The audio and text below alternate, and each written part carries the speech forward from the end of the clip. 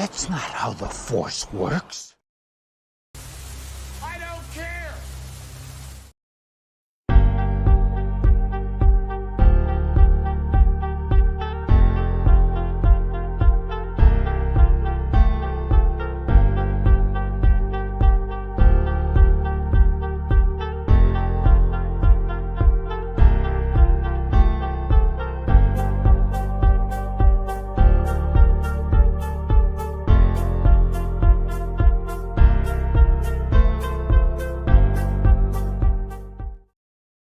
Ticket it and make her name it gay! G'day guys and welcome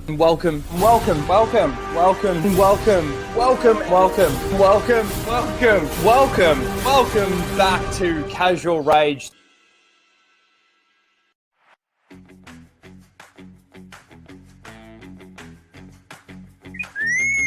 Prepare to start the show, R2. This is where the fun begins.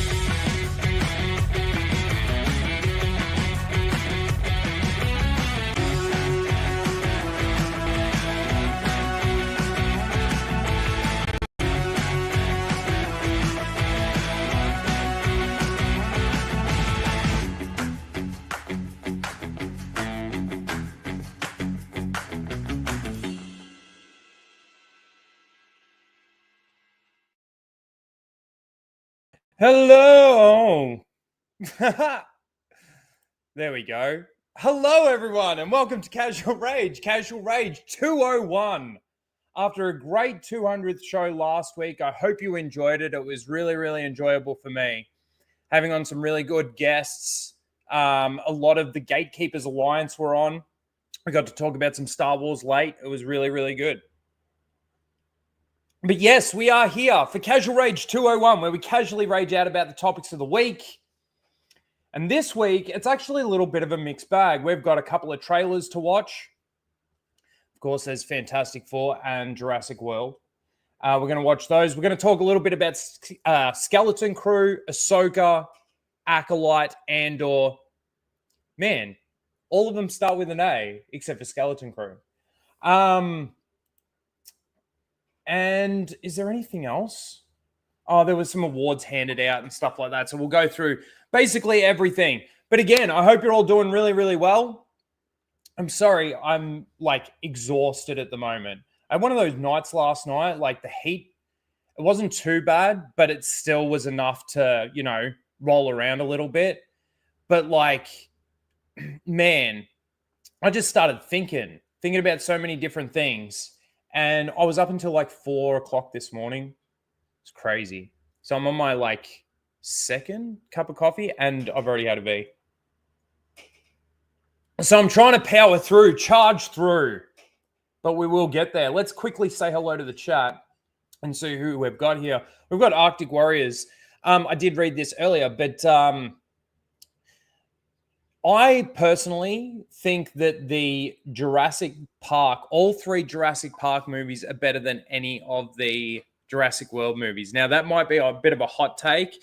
Maybe some of the effects might be a little bit better in some of the more recent ones, but man, for what the Jurassic Park movies were when they were made, what was it, 93? The first Jurassic Park movie? Was it some? Hang on, let's have a look. But yeah, I kind of think that, is it You say that Dominion and Jurassic Park 3 are the two weakest, the lowest points of the franchise. Is Dominion the most recent one, the one where they brought back some of the characters? Because the one, I think it's the second one of the Jurassic World ones where they start selling the dinosaurs. I thought that was ridiculous. That, to me, was the worst of any of them, to be completely honest with you. What am I checking? Jurassic Park. Release date. Yeah, well, it just said Jurassic Park 2.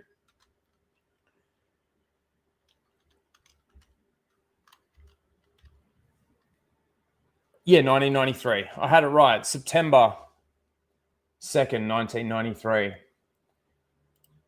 Man, I don't even know why I remembered that.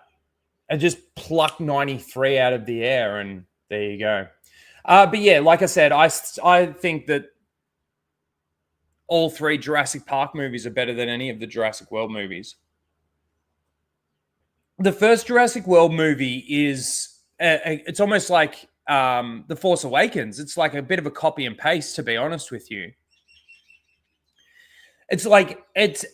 I guess it wasn't really too bad for a reboot, considering the reboot is still contained in that universe. It is still essentially a continuation of the original story. It's a bit like Ghostbusters. You know, it is a bit of a soft reboot, but it's still contained in the same universe or the same timeline. But see, even in the first one, there was ridiculous stuff. Like the fact that she was able to, near the end of that first one, when she was able to outrun the T-Rex and in heels, like, okay, forget the heels for a second. Let's say she wasn't wearing heels. She's still going to outrun a T-Rex. That T-Rex would literally take one step in her sprint and eat her. Anyway, I don't want to get too much into it. We got the trailer to watch, so we'll talk a little bit more about it then. That was just the first chat. Hello, Star Wars Marvel purist. How you doing? Good to see you. As always, Justin was on last week. We got Darth Ghostface. Good evening, Darth Ghostface. We got Butcher in the chat. We got Fear of Fema. Star Round 7. How you doing, Star Round? Good to see you. Pro Jack fan asks, have you read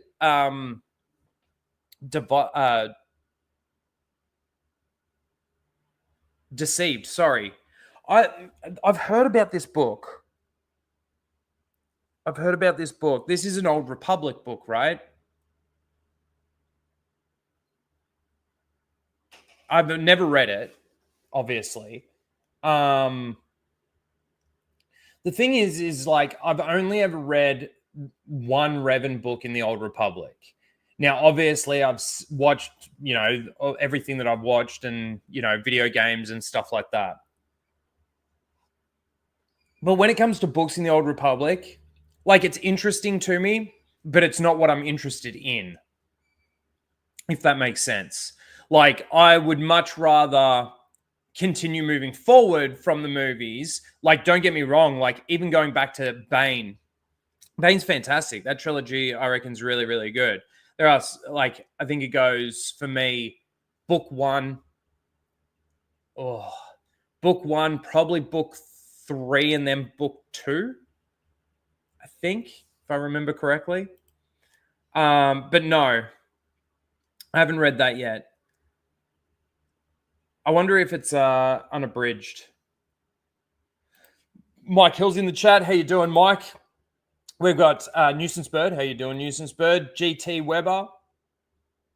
Lara A, the great Lara A. Melissa Lord's here. How you doing, Melissa? Good to see you as well. Papa Palpatine's Pizza Padawan. SWA's in the chat. Tillium's here. Jimmy. How you doing, Jimmy? Thumbs up.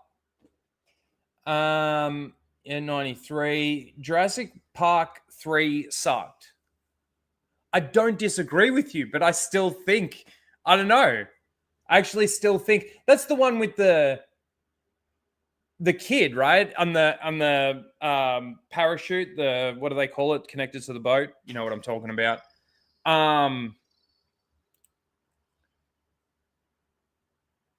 yeah, I still think that one's better than even the first Jurassic World. I don't know. Maybe I'm wrong. Maybe I'd have to watch 3 again. Maybe the best thing for me to do would be to watch the best Jurassic World movie, which I think is the first one, and Jurassic Park 3 back to back, and then see. I haven't seen any of the Jurassic World movies. Look, they're not the worst thing in the world, but they're not great. Deceived is about Darth Malgus. Yeah, so it's Old Republic. I'm still interested, and I'd still get around to definitely reading it at some point. But there is so much more moving forward. I just want unabridged stuff. That's the thing. That's the key at this point in time. We need some unabridged stuff. We need the new Jedi Order, all unabridged. I know there's people on YouTube that have done it, and the it's basically AI talking, reading the book. Where like when you go to like your audio books and stuff like that, there's a bit of production value behind them, and it really can enhance the your imagination in what you're imagining. And I really like that. There are times where I've sat down on my couch, not even had the TV on, and just sat back with my eyes closed and listened to an audiobook for an hour. You can get so immersed in it. It's actually kind of cool. We got Alistair Campbell. How you doing? Who else we got in here? Head in a blender. I have to ask, where is Skeleton Crew episode 8 review? All right. Yes. Okay. I know. I've been super fucking lazy. Let's be honest. I have been super lazy. I have it recorded. I reviewed it the same week that it came out. And I just honestly, you know what it is? I can't be fucked doing the editing. Because essentially I have to rewatch the entire episode again. Now, yeah, I do skip forward to like where I see a spike in the talking because I talk so fucking loud that you can see the spikes in when I'm talking. So I do skip forward, but it's still like, I'll do it. I promise. You know what? I will endeavor to sit down and at least get the editing done tonight after the stream. I've got some time on my hands. I'll do it. I need to go to the barber. I need to get my neck beard fucking shaved. But yeah, I will do it. I'm sorry it's taken fucking ages. Like ages. I'm so sorry. G'day, Rhino. G'day. How you doing? We got Blake in the chat. How you doing? Dan Blackroyd. Star Wars Theory loves Abridged. That's kind of funny. I'm back. I'm just saying hello to everybody. Hello, Justin. Let's see. Have I missed anyone? No, I'm pretty much all caught up. And thank you. I appreciate that. I'll do it. I will do it. All right. Where were we going to go? What are we going to talk about first? Let's talk about something just stupid for a second. I always see these things pop up. And they...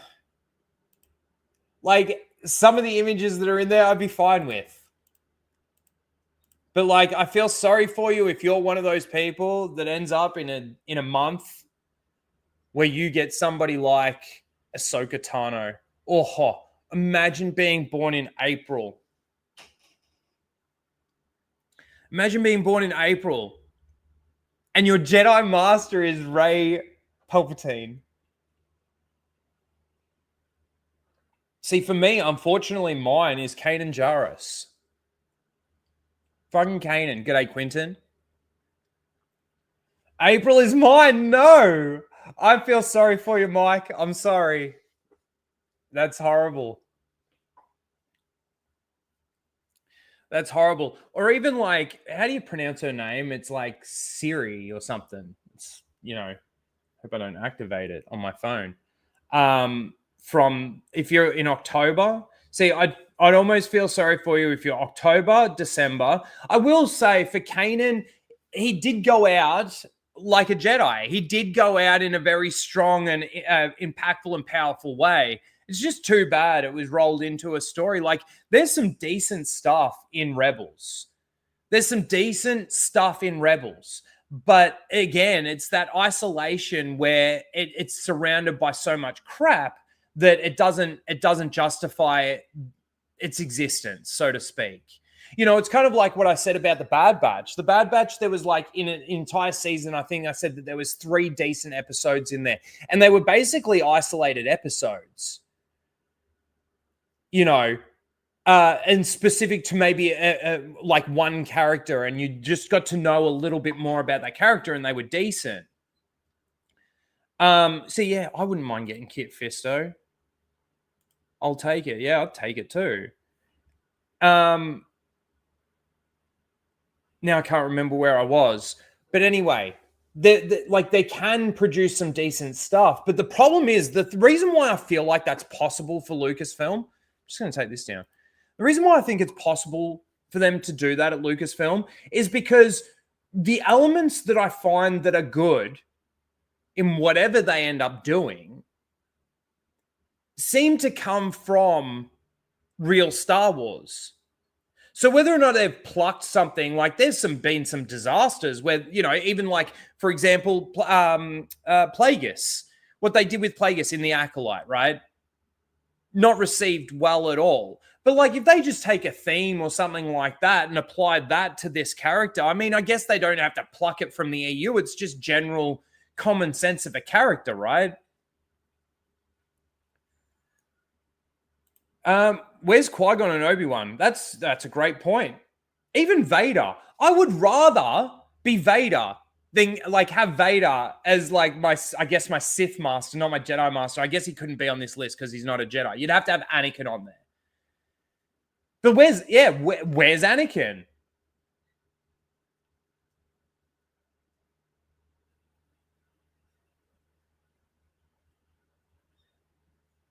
Plo Koon.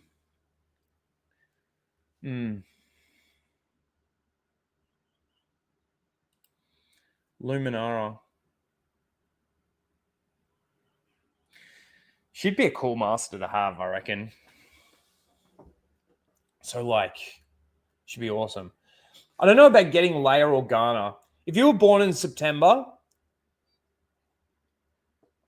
and Leia was your Jedi master, like, this is the thing, though. Like, I haven't been able to get to a point where, like, I know that essentially Leia becomes a Jedi at least. I don't, does she, now, again, this is where I'm learning still too. Does Leia actually become a master? I think she does, right? The chat's going to tell me very, very quickly here. But yeah, even still, you would much rather be trained by somebody like Luke or Obi-Wan or Qui-Gon than probably Leia. Leia would still be a good teacher. But again, I'd probably rather Luminara over Leia.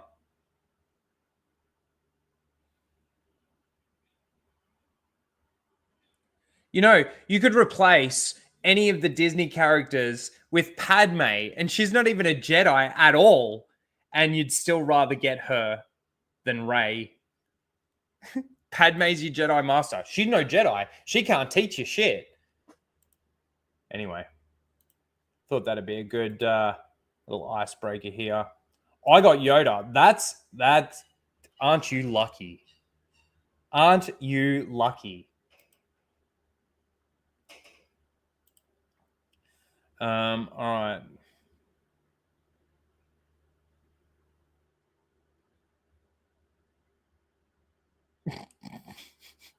What a shitty list. All right, let's talk about this for a second. So just moving away from Star Wars, I guess, specifically, but this was a interesting thing that I saw come up this week. I believe Disney had an earnings call or something like that. Raging Sabers. Let's do it. Seal Plus, 30% off. That's a great promotion. That's a great promotion.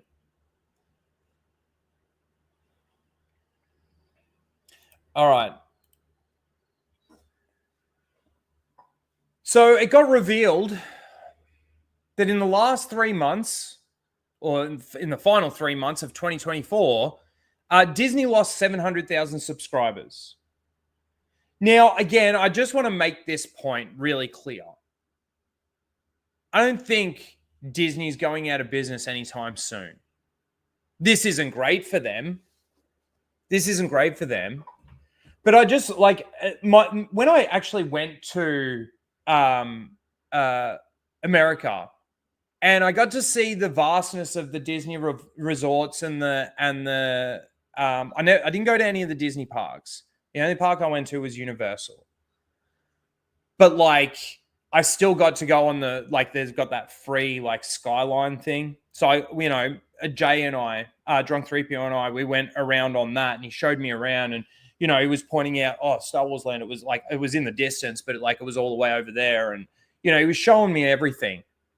And man, I was seeing like the people, just the numbers, the sheer numbers.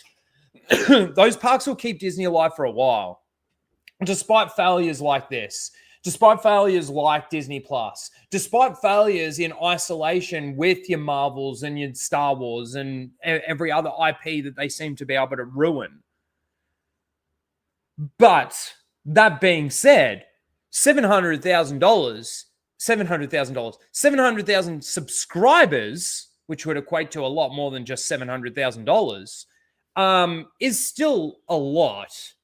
It's still like, something that the investors wouldn't like. It's still something that it's telling in that people are just tuning out. I think a lot of the reason why people have Disney Plus still is for the back catalog. Wouldn't you say?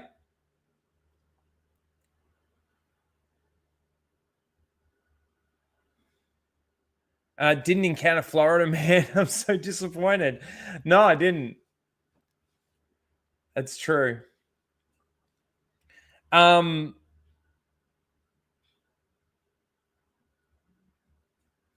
and look, they've still got a lot of subscribers on Disney Plus. But again, I just think that a lot of people don't have Disney Plus because they want to keep up with Marvel.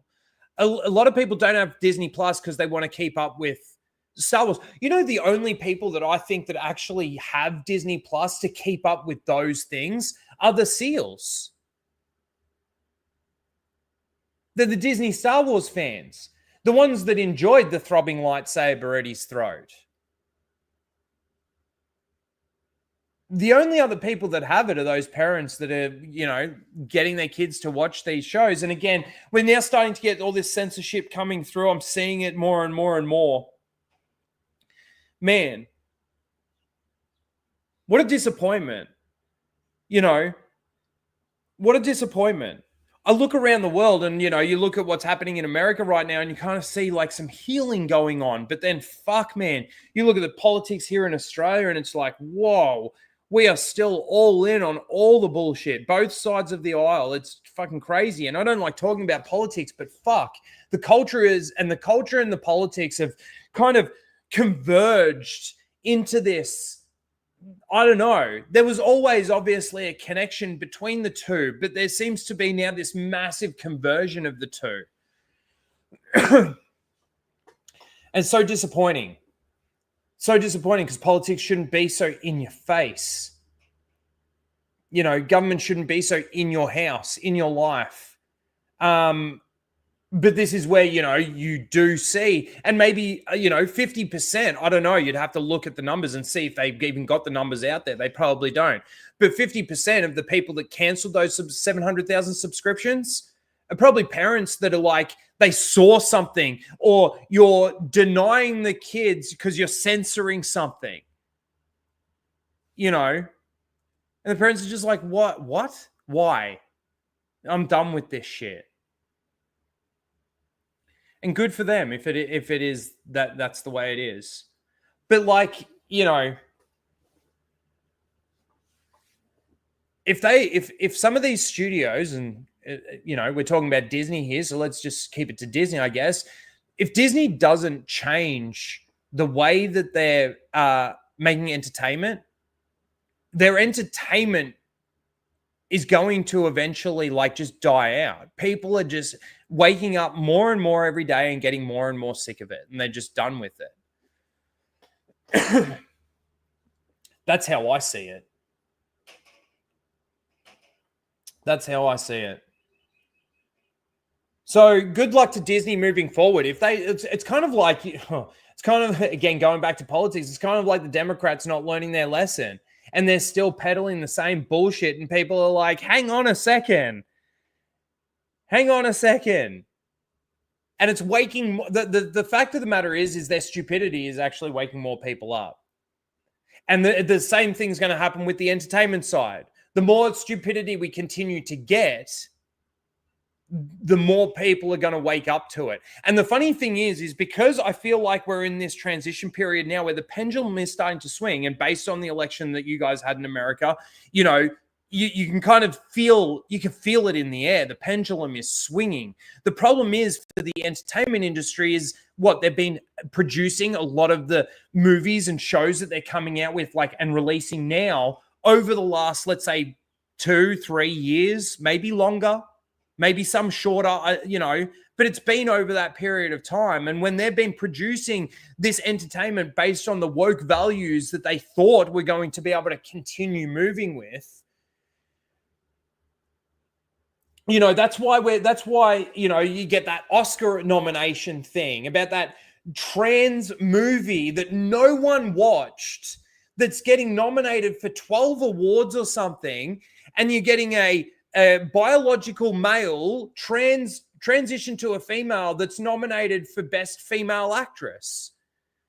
You know, and all the female actresses that exist have been cheering this shit on. So when they lose their award to a biological male, which I know everybody hopes happens, but with, again, the pendulum swinging, do you think they're really going to force that now to make that happen? Can they change it in such a small amount of time? Have we already, this is the thing, I'm not even paying that much attention. Have we even had those awards happen? And I just haven't seen it and haven't been, again, paying attention to it because I really don't give a fuck.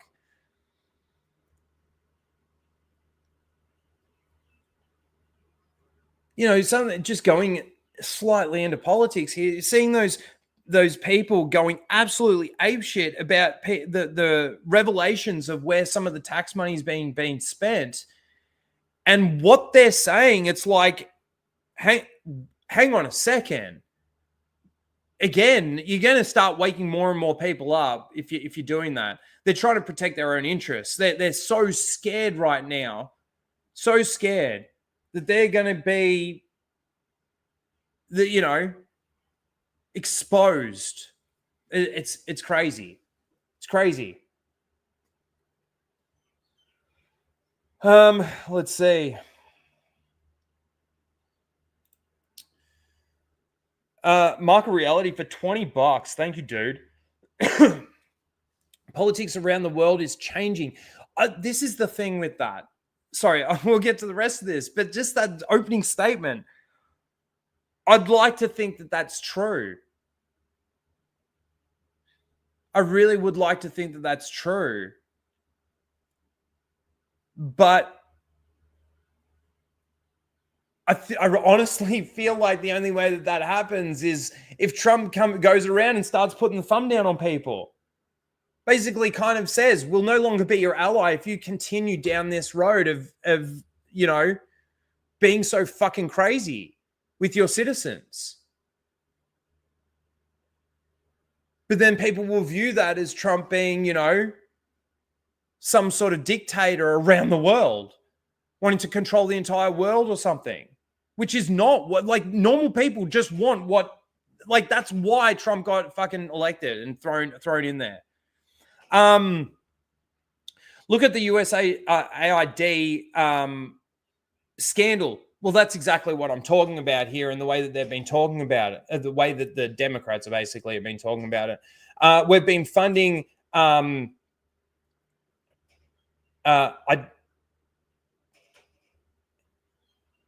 idiocy in politics, I think, in your country and a lot of others for a long time. The funding freeze can help your country too. Look, I agree with that. I do agree with that. But this is the thing. Because we are our own country, I look at both sides of the aisle right now that we've got, and they are both corrupt. They are both in basically the same bed. And that's what's really scary, because we do have a federal election coming up, and man, you don't vote, you get fined. Yeah, the fine's $70. I think I've been fined before and I just never paid it. I don't know what happening to that. It's probably accumulated into this $7,000 fine now. But like, look, I don't know how people can choose between the two retards that we've got right now. Anyway, I don't want to talk too much about politics. It's just like, again, I feel like politics and the culture have kind of converged into this thing where, and you've been able to see it over the last few years, I guess. 100%. It's mandatory to vote in Australia. Mandatory.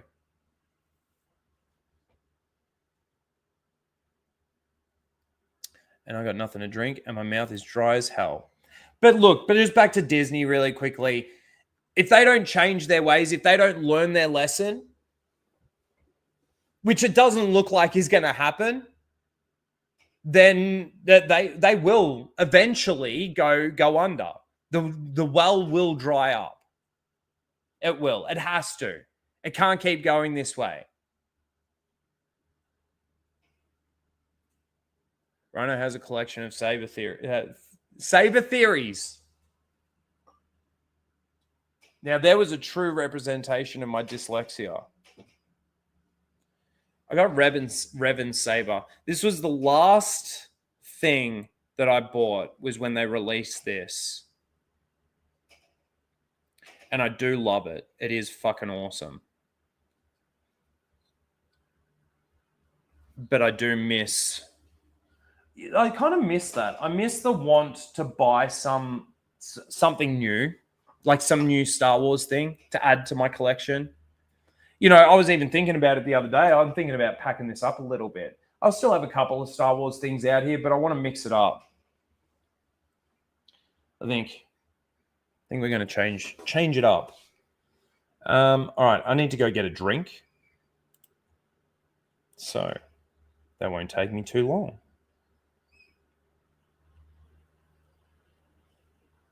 I'll be right back. R4. Prepare to jettison the spare part canisters.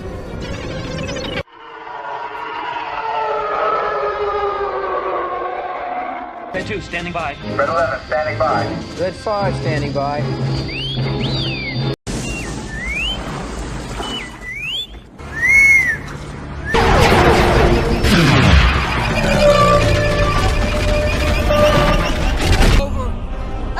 Chancellor Palpatine is evil! From my point of view, the Jedi are evil! Well, then you are lost! Well, then you are lost. See, how perfectly timed was that?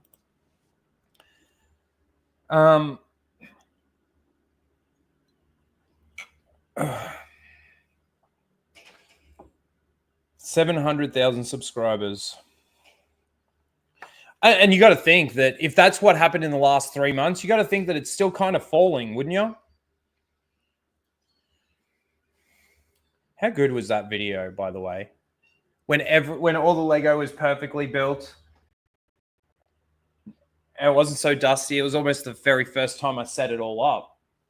That cabinet was there.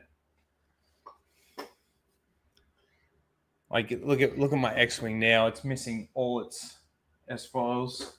They're all gone. Bloody cats. All right, moving on. You get fined? What the fuck? Yeah, we get fined.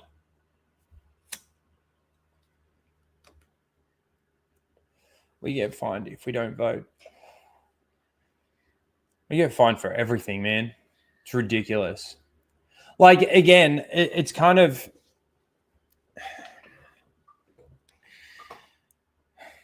I almost want to move away from Australia. And it's hard to say that because, you know, it's my home country. It's like saying things got so bad in America, like so bad in America that just things aren't going the way that you know, the way you think that they should be going. Everything's going against you. And you're just like, it's time to get out. It's time to get away from this. I feel like I'm being ruled over right now. And the shit that's being passed, there was a law that just got passed last night. What was it? It was like an online harassment thing or something. I don't know.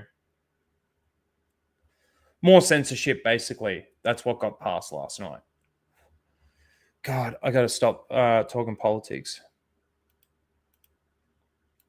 It's just scary. Oh, look, I'm just going to touch on this really quickly because it is honestly, I'm so over this narrative. The narrative's fucked.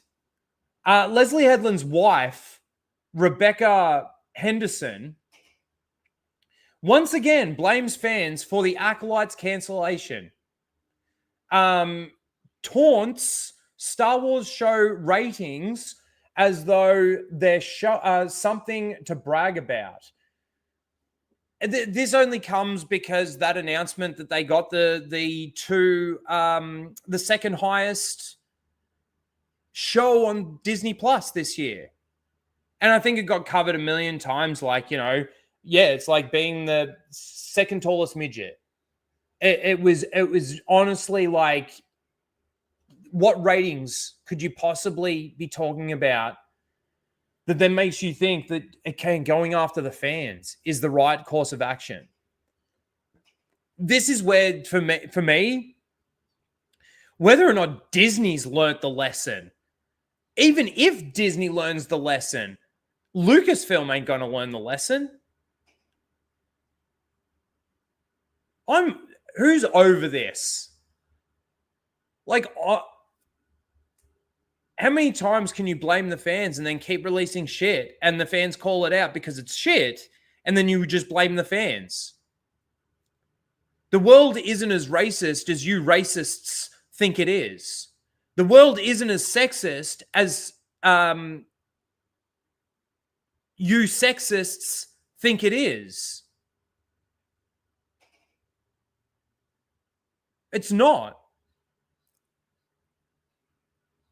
You know what people want? Nerds, geeks, fans around the world. You know what they really, really want?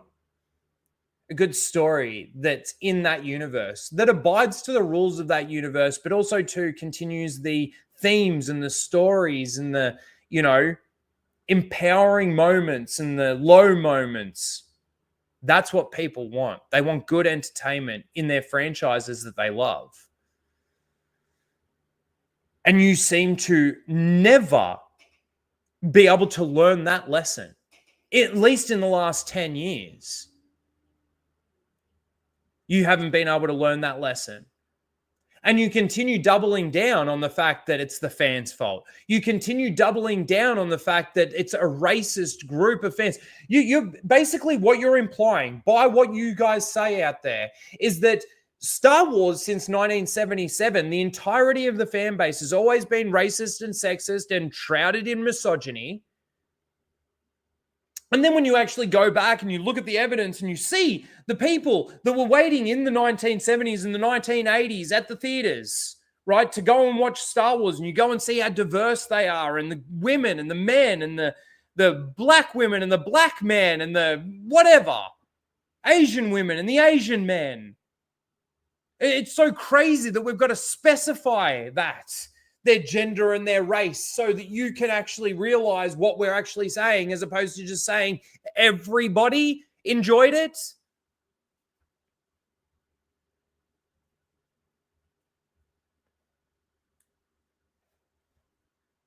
Well, maybe not everybody enjoyed it, but you know, the people that went and watched it and loved it, fucking loved it. And all those, they were different people from different walks of life all around the world. Why do you think the franchise became as big as it did? What percentage of the world makes up white people compared to every other ethnicity? And you're telling me they were the only ones that could enjoy Star Wars because they were the only ones that could see themselves in it. That's where you guys are so shallow that you look at the surface of skin color and stuff like that, not merit of the person. You know, anybody that looks at Luke Skywalker's story can identify, in your fucking words, with that fucking character, with that story. Anyone, men, women, black women, Asian men, Asian women. You'd like me to specify more? Mexicans, fucking all the people in the world, no matter what color they were, they could relate with that. Why? Why is that?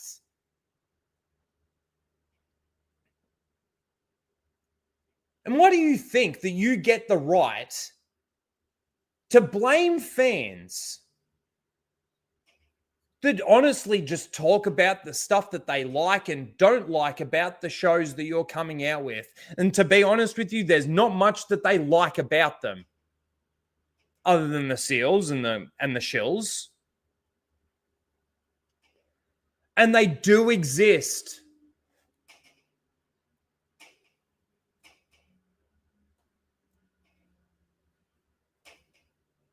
That blind is fucking shitting me. Can you hear that tapping of the blind? I'm sorry. I just need to give it 1 second. I'm not even going to turn my screen off because I don't need to. There we go.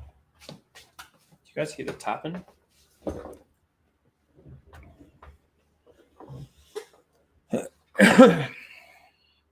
You say shallow, I say retarded.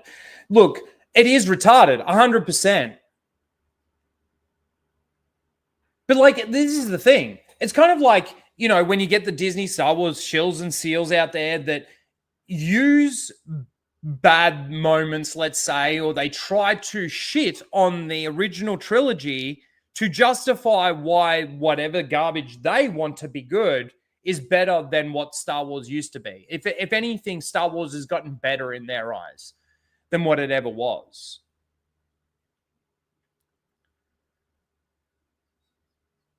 It's like when I look at it and I think about things like the expanded universe and you know, Star Wars really as a whole, real Star Wars really as a whole.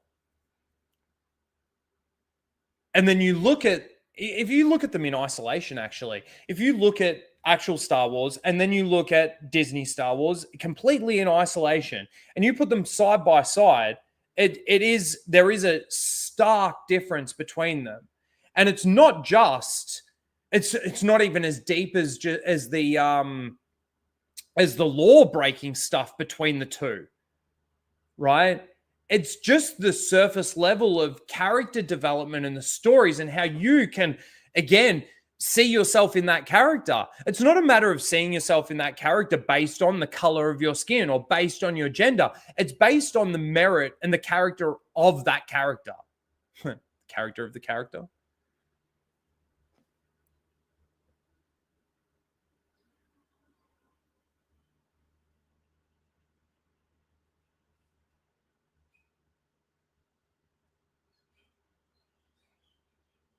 No shit. Okay, Ren, how you doing? Diet of the Force morons still coping with their video. Star Wars isn't dead. Acolyte is awesome. Maybe we should check that out, actually. I was trying to think, like, I've got like Grizzy's channel up, and we watch a video basically of Grizzy's each week. And it's not to say that Grizzy's videos aren't good, but I would actually like to start maybe watching some other videos of other people, and like, you know, not just watch and laugh at them through Grizzy's videos, but actually go and let's see.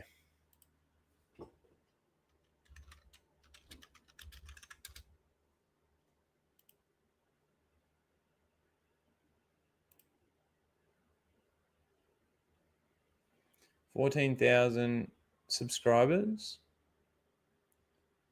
Let's see. This is not a promotion, guys. So which video is it? Oops. I went to take down the comment and I took down the screen instead. Idiot. That's better. Let's see. What did you say that it was called? And I fucking just took it down off the screen, which is so dumb. Star Wars Isn't Dead. Let's see. Oh, we can just search, can't we?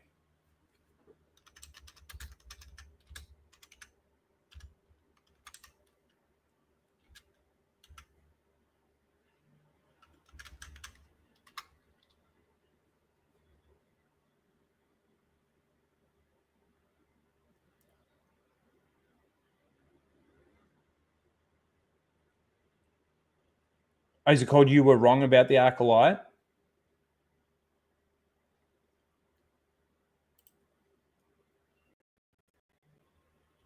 This video here. Is this the one that you're talking about? Yeah. Star Wars Isn't... Okay. We're going to watch that. Not now. Not now. But we are going to watch that. Thank you. Thank you. All right.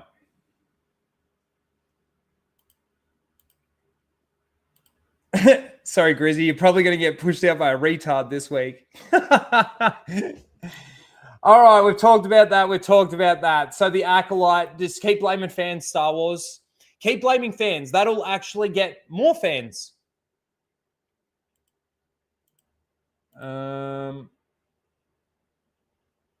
Okay. Let's talk about this Skeleton Crew for a second. We are just going to watch this video. I'm going to try and stay quiet for the entire thing. How many of you do reckon that's going to work? That I can stay quiet through this entire video, which is 51 seconds. So GG Due, I don't know, has a message for all the fake Star Wars fans out there.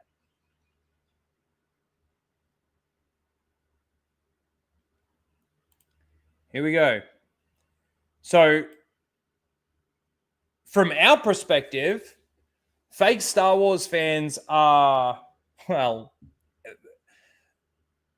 for want of not having to break it down, they're Disney Star Wars fans. Right? To us, that they are fake. And especially with some of the reactions we see and the way they talk about Star Wars, it definitely comes across as very, very fake.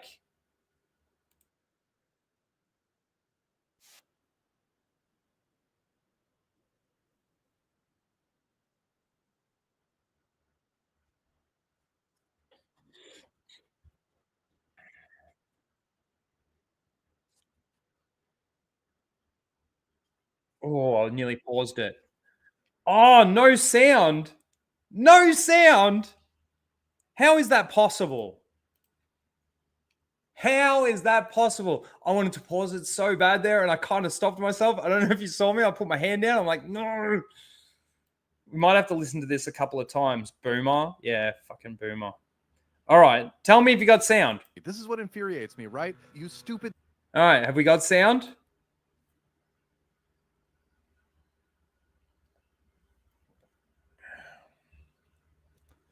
Sound got cancelled and triggered.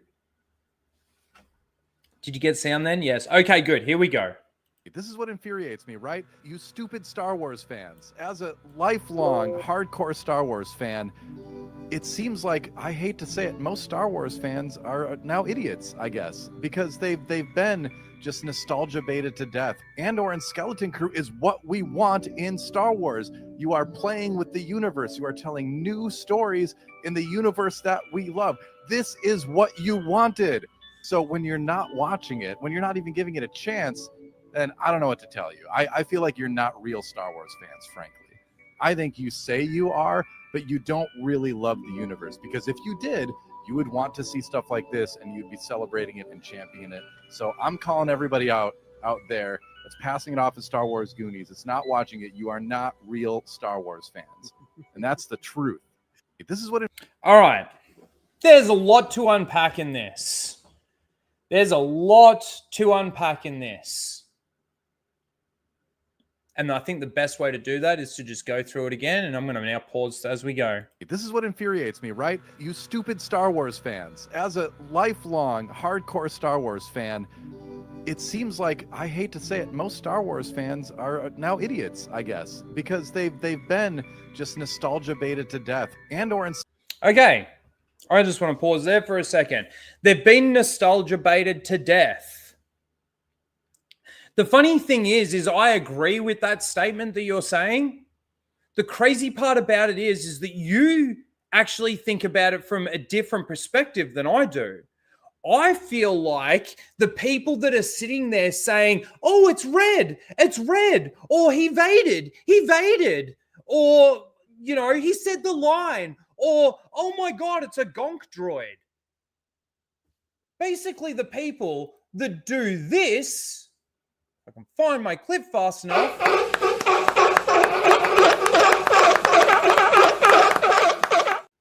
are the ones that have been nostalgia baited to death.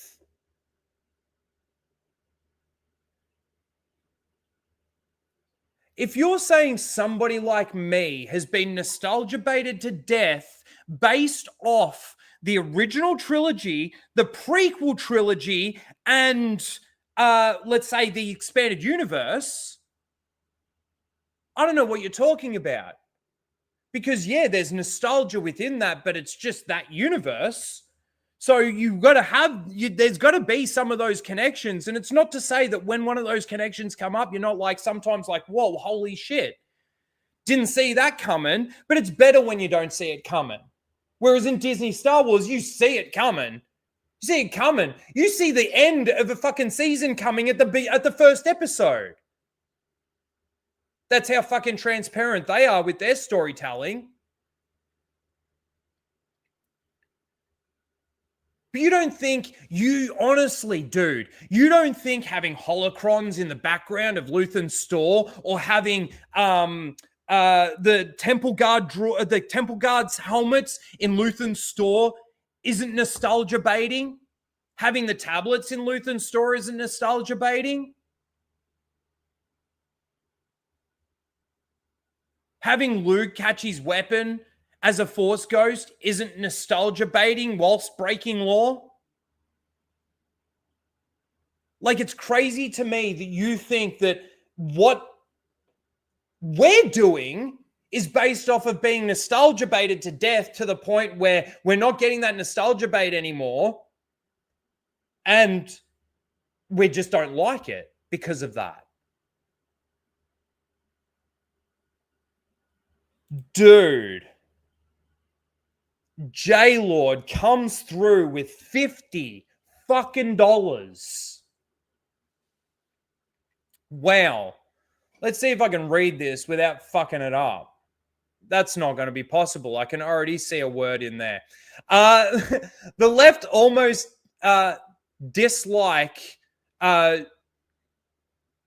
Joseph Campbell. Hang on.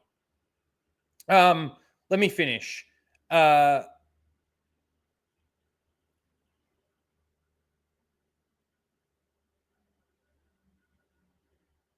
on.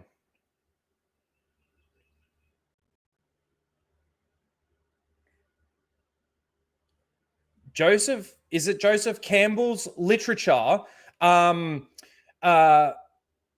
professor who George Lucas studied. Yes, he was a sexist. He misogynistic, or he was misogynistic. He was born in 1904. Yes, he was a Nazi sympathizer, which is unacceptable, but we can criticize that and see his merit. All right, I did fuck that up big time because, sorry, I don't know. Yes, thank you. Man, this is the problem with having dyslexia, is that when you see a word and it's misspelled, or you miss a word, like, it just completely fucks you up. And I do apologize because that's a massive super chat and I do want to obviously address it. And thank you. And it's embarrassing as fuck. Anyway, George Lucas studied a lot. George Lucas knew his history, and that's not to say that there weren't connections between what he studied and what he basically brought to Star Wars. There was stuff that he was inspired by to bring in. Whether or not that inspiration was from the good side or the bad side, he was inspired by some of that stuff and brought it in. But he certainly made a lot of it his own story.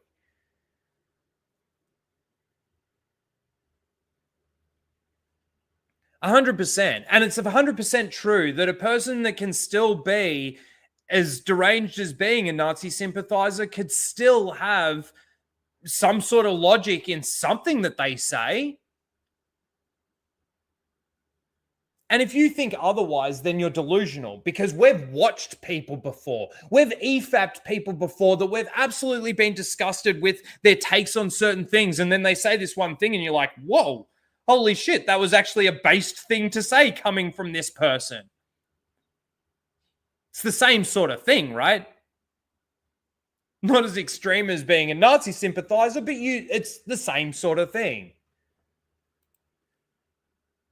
J-Lord, dude, I can't thank you enough. That's huge. And I'm sorry I fucked it up, but everybody got the idea, and everybody probably read it before I even got through it all. I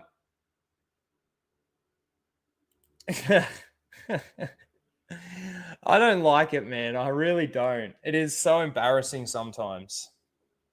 All right, so we've got the first bit down. Basically, yeah, look, I agree with you on the fact that I would say fake fans have actually been nostalgia baited into liking fake Star Wars and thinking that fake Star Wars is real Star Wars based on the nostalgia baiting. The nostalgia baiting, crazily enough, doesn't actually work on people like me, because we see it for what it is, the nostalgia bait. When it's not influential or it doesn't have really any meaning in what you're actually showing us, it is purely there to remind you that you're actually watching Star Wars. That's purely what it's there for. The jangling keys, we've talked about it so much. You think that we're the ones that are suffering from that? But see, he sees it from we're the ones that have suffered from that in the past. So what we're getting now doesn't have any of that nostalgia bait from back then, which isn't true either. Like, this guy's argument gets completely destroyed by logic and observation. Skeleton Crew is what we want in Star Wars. You are playing with the universe. You are telling new stories in the universe that we love. Okay. Skeleton Crew isn't what we want in Star Wars. Creating something new is fine. Creating something new is fine. The thing is with creating something new is that the story still needs to be compelling, which I don't think Skeleton Crew's story was that compelling. It's got to fit within the universe, connect in the timeline, and all. You've got to make sure you're paying attention to all of that stuff. And then on top of that, within the universe, things need to abide to the rules and the laws of the universe. And one of the biggest things that they have actually done damage to, and it seems that they didn't do much, people weren't really paying attention to it much prior to the Acolyte, but it's the time travel thing. I've been saying it for fucking years upon years upon years. You guys know, right?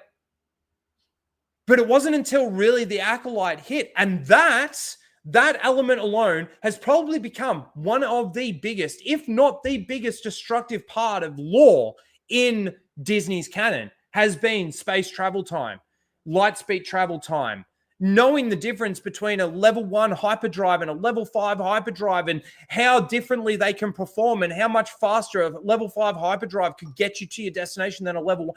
All of those sorts of things need to be known at least by the people creating it, or at least have some sort of idea so that they can go to somebody that does know and go, okay, so how do I map this out? How do I map this out so that it makes sense that this is how much time that's gone by, even if I don't even show it on the screen? How can I make sure? And this is where in Star Wars, and New Hope, if you want to call it that, Star Wars, they did such a great job with that in the travel time between Alderaan, going to Alderaan from Tatooine. Luke's doing his training, helmet, all of that sort of thing. Han comes out of the cockpit, just kicks back. The hyperdrive's doing its thing, just able to sit there. Chewie, the co-pilot, is just sitting there having a game of chess. Has been for a little while before even Han decided to come out of the cockpit. Gives a sense of time that's gone by, right? None of that happens in Star Wars, in Disney Star Wars, sorry. So yeah, we want new stories. We want new stories. We would love to have the stories that should be adapted and incorporated into what you guys would consider to be the main canon or whatever. I just see Star Wars as what George was creating, books, all of it was all canon. And I think that's been very well documented that it was. This is what you wanted. No, and that's the thing. This is one of the lines that I hate, right? Because I just said what I wanted. I just said what I wanted. I want the books adapted. I want the storylines adapted really well. I want the character development to basically be the same. You don't really have to change much. Now, if you want to go to a bit of an offshoot and tell another offshoot story, a spin-off over here about something, and it's compelling enough that makes me want to watch it, and it contributes to the lore and canon and all of that sort of thing, compelling, I'll watch it. But to say that this is what we wanted, no, I didn't want the most disastrous TV show in the world to give us our first ever glimpse of live action Palpatine and him doing a little fucking sneaky thing. I don't think he would even do that. He would storm out there and fucking electrocute both of them and fucking the rule of two.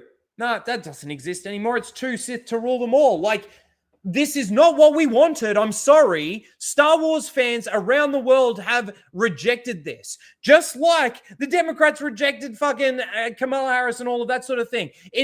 There is such a dominant amount of Star Wars fans out there.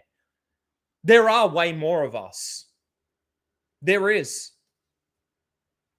There just is.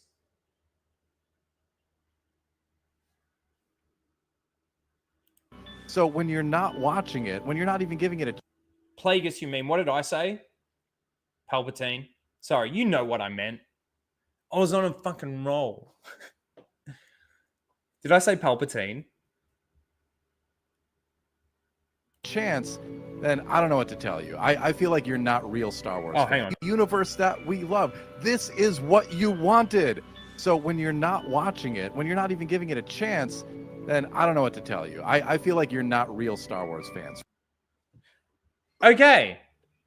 If you're not even going to give it a chance, okay, this is what I'll say. And I'm going to defend the entirety of the fan base from this guy that have decided to essentially walk away from Star Wars and stop giving them chances. It's based on exactly what I just said then. Stop giving them chances. They've given them chances. They've given them I've given them multiple chances. Not in the back, like in the very back dark parts of my mind. I never thought that they could ever correct it, right? But there's always this sense of, because of how much I love it, there's always this sense of like, wouldn't it be great? wouldn't it be great if they could actually just turn the corner? Wouldn't it be great if I could wake up one morning and they have announced that they are decanonizing everything that they've done?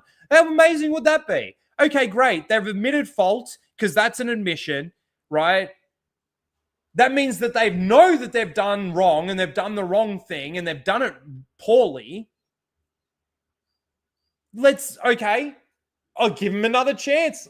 Show me what you got. I wouldn't trust it until I saw it. I wouldn't trust anything.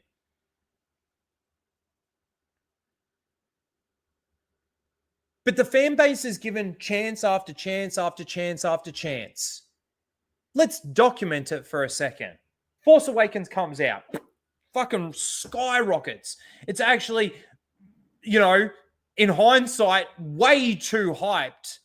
Way too overrated for what it actually was. G'day, Alora. Then we get Rogue One. Rogue One received pretty well, especially with Vader at the end of it. It's the only thing anyone ever talks about in that movie. So I think time hasn't been great to that movie either. Last Jedi destroys Star Wars. Splits the fan base. And I wouldn't even say splits it. I'd say it's like a 70-30.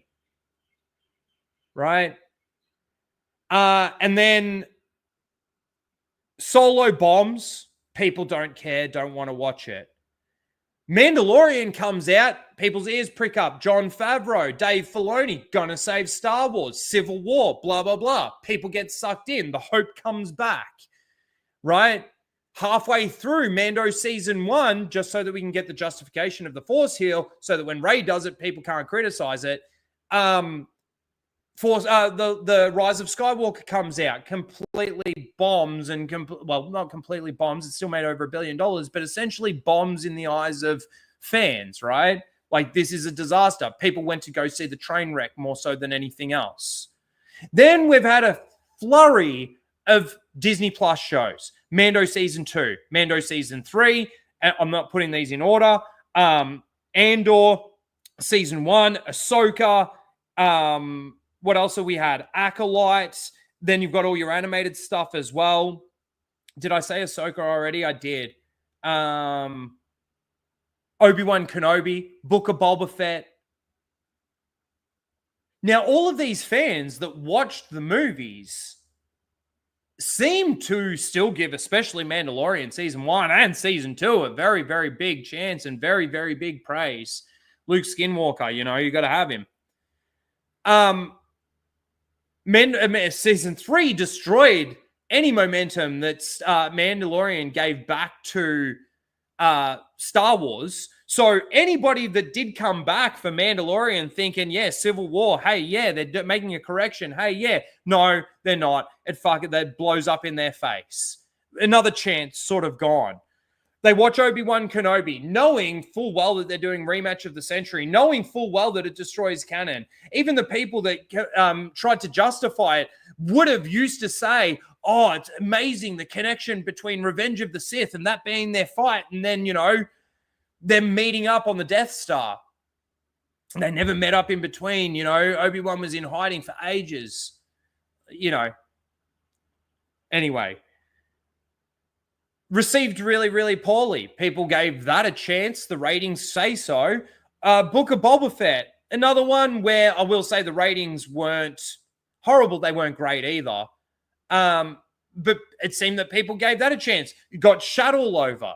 Time has not been good to any of these shows. Time has not been good to any of the movies that they've done. Any of them. Not even Rogue One. Especially not Force Awakens. It's insane. Chance, then I don't know what to tell you. I feel like you're not a chance anymore. And when this was promoted as made for kids, Goonies in space. Hey, dude, you mentioned stop calling it Goonies in space. They're the ones that promoted it as Goonies in space, you fucktard. They're the ones that promoted it as that. And all a lot of people did was agree, yep, yeah, it pretty much is Goonies in space. It's not bad. not real Star Wars fans, frankly. I think you say you are, but you don't really love the universe, because if you did, You know, I love the real universe. You know, the universe that you can actually map out. You know, the universe that you can actually, work out how long it would take you to go from this part of the universe to this part of the universe. You know, the universe that applies the laws of the Force and, the characters, the develop, like all of these things. You can basically map. Can you map that out in Disney Star Wars?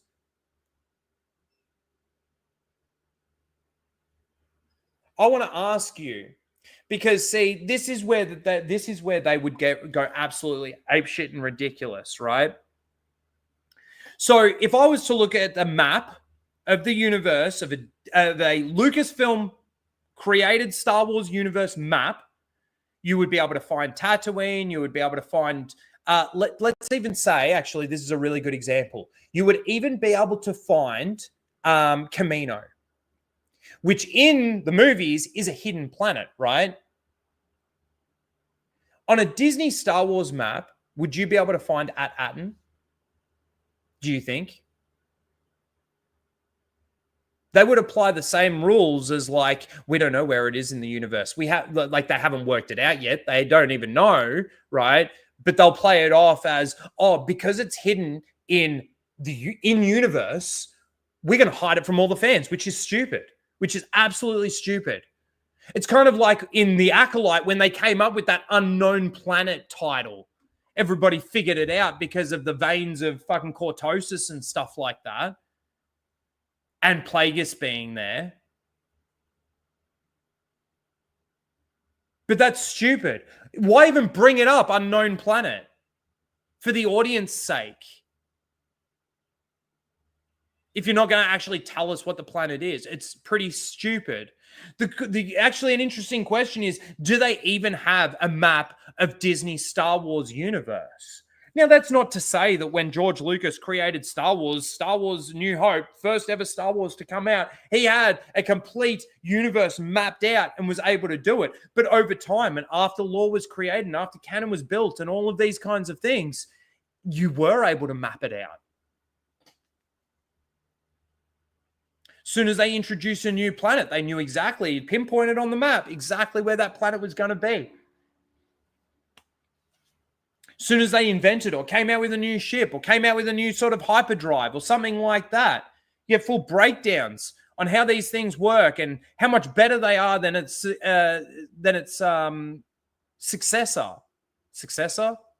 predecessor. So I can't even remember what point he was making here. you are, but you don't really love the universe, because if you did, you would want to see stuff like this. And the funny thing is I'm going to agree with you. I don't love the universe that you're talking about. It seems to be a completely separate universe from Star Wars. You know, despite how much Disney want to play in the same eras and have those major connections and fuck shit up with your rematches of the centuries and stuff like that. you'd be celebrating it and championing it. So No. I'm calling everybody out there that's passing it off as Star Wars Goonies. It's not watching it. You are not real Star Wars fans. And that's the truth. All right. So all of you guys out there that just aren't watching it, you guys aren't Star Wars fans in his eyes, obviously. I am watching it all. I'm watching it all. I'm not watching it to give it a chance. I'm watching it to keep up and pay attention. What argument do you have for me? I love listen to this. I love Star Wars that much that I am willing to sit down and watch Star Wars, in quotes, that I fucking hate, that continues to annoy me and continues to destroy Star Wars and continues to destroy the canon and the lore and the continuity of real Star Wars. And I'm willing to sit down and watch that to hopefully provide some context and some content, despite my inability to fucking get my episode 8 out for you guys. so that these people can at least get some context to it, and that maybe they don't have to watch it. Maybe they don't have to waste their time with that. Now, that's not even the main reason or the main point of why I do it. It's because I want to know what the fuck's going on, and I do want to pay attention to it. So what do you have to say about me? If you say that there are people out there that never gave it a chance, and this is exactly what they wanted in Star Wars, and they're not giving it a chance, they were never Star Wars fans, and they're not Star Wars fans to this day. Okay? I don't fit in that category, but still, what you're advocating for and everything that Disney's come out with so far has been absolutely dog water, absolutely dog shit. In fact, it's dog shit in dog water. But I'm paying attention and I'm watching everything. So am I a real Star Wars fan in your eyes? Or am I still not a real Star Wars fan because I don't think that what you're saying is correct? And I don't think that what we're getting out of Disney Lucasfilm is actually Star Wars or any good. I'd be interested for your answer. Oh, you're just a hater. You're just a misogynist. Oh, you're just a sexist. You're just a racist. It's all it'll have.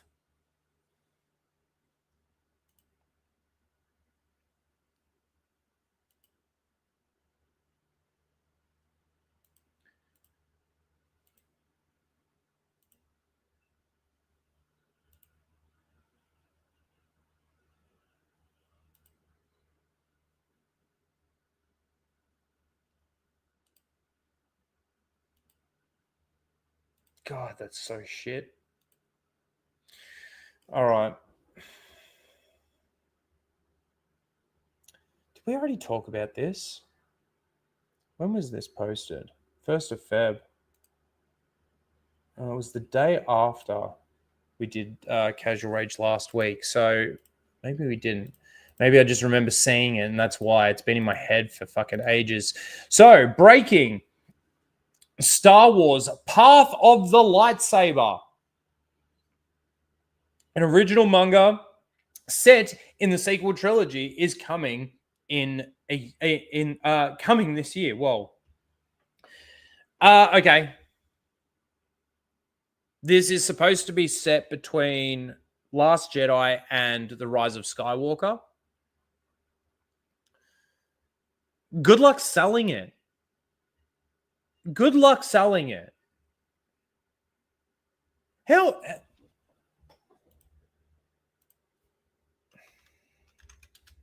I just want to check something really quickly.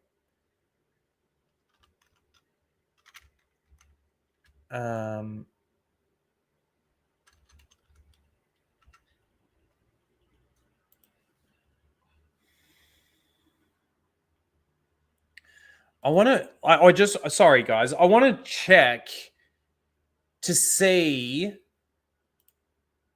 how the High Republic's been selling in recent times. Like, I know we've talked about this like a while back. There's a Reddit thing. I don't care about. I like Reddit. Fuck Reddit. Banning into comics. That's a year ago.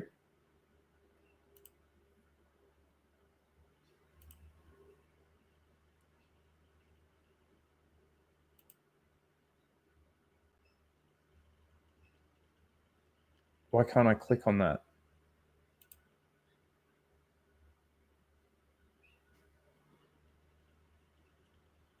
Because again, just from my understanding, the High Republic sales have been like really, really bad. So again, my question is, who's going to buy this book? This manga? Do you reckon they're doing that because I think Visions has been the best received Star Wars creation, despite its inability to connect with canon? Well, it's they don't want it connected to canon. Why can't I find the numbers here? Is it because they're just not telling us?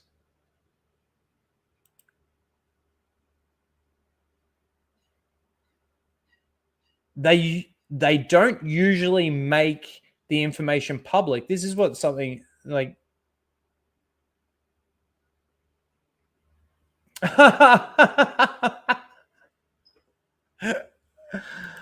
oh my god. Anyway, I can't find it. But again, I just, it makes me question, like, how many copies of this book are they going to sell? Yes, they are basically, again, trying to squeeze it into their universe that they created. Episodes, 8 and 9.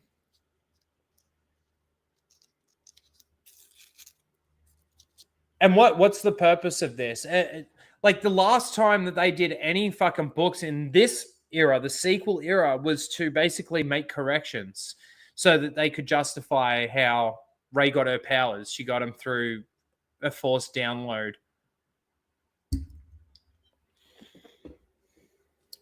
Ridiculous. You know what else is ridiculous? That I just ate a fruit tingle in the middle of trying to talk. I'm just going to eat it. Who's going to buy that book? J.I. Jacob Sawyer, Star Wars Explained. Theory, probably. That's incorrect. Theory has to do a lore video about it first, and then he'll read it.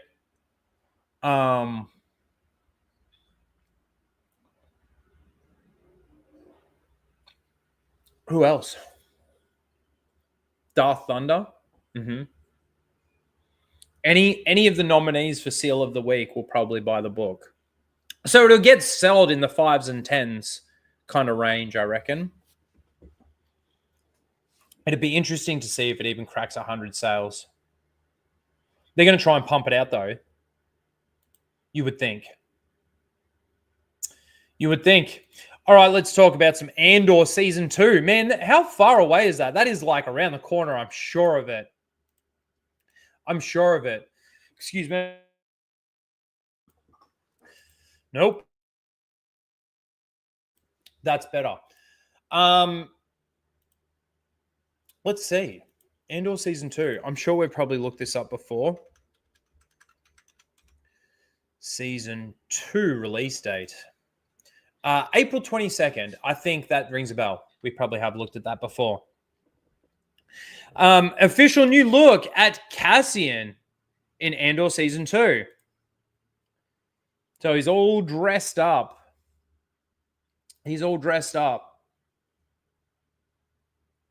There was nothing else. No, nothing else on that. So there's speculation about him going and visiting Mon Mothma.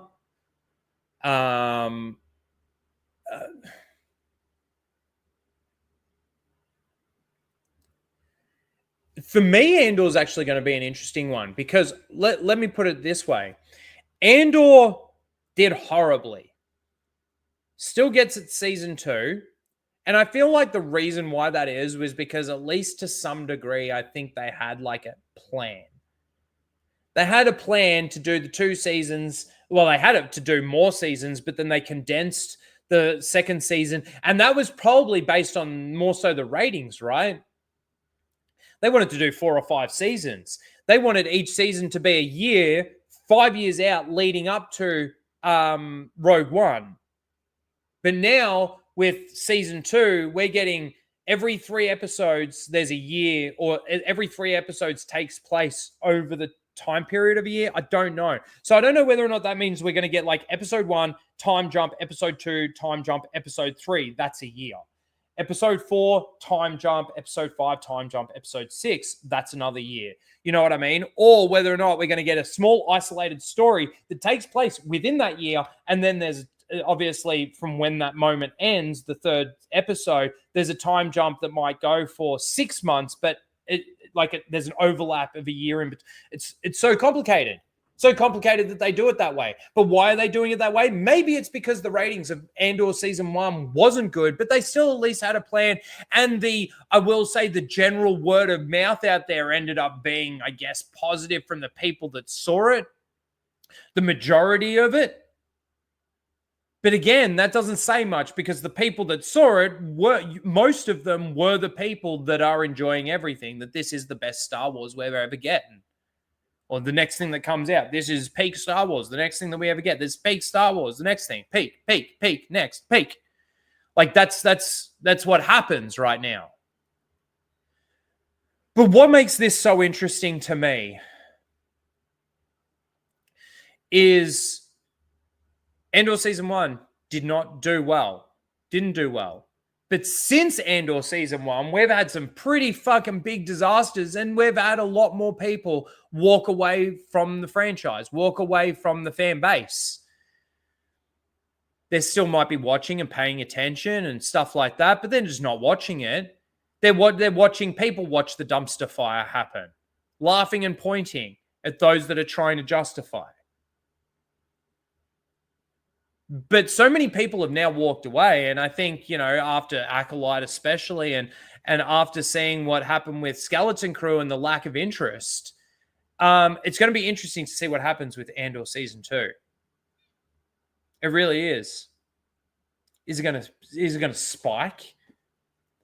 Because let's say time has been kind to Andor season 1. I disagree with that, but time has been kind to Andor season 1 in the eyes of the majority of the people that have watched it. But even the majority of the big people out there that haven't watched it are only paying attention to the bigger people out there that have watched it, and they're the ones that are saying that it's fine and it's this and it's that, without the best example, and I love these guys, I really do. I've got nothing against them whatsoever, right? But Critical Drinker talks positively about Andor. Every time they're shitting all over everything that Disney's done, there's always this clause in there, except for Andor.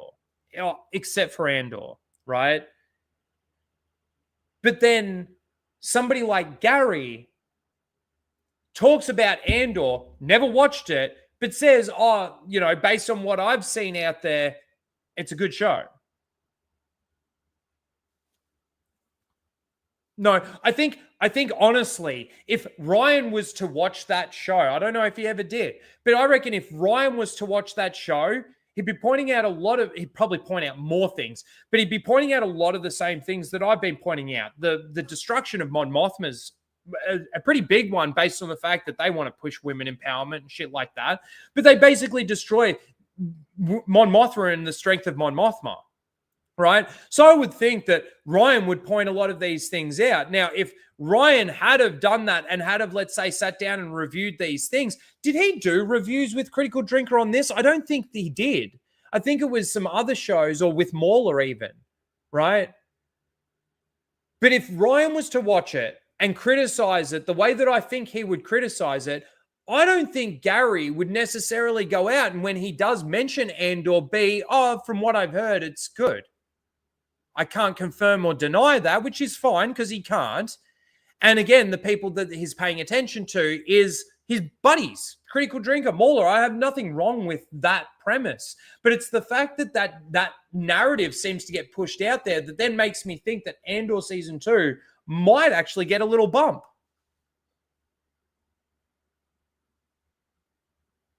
Ryan would destroy this show. 100% he would. 100% he would. And that's where I see the difference between deep Star Wars fans and Mauler or Critical Drinker, who, let's say, are sort of more so just film critics, right?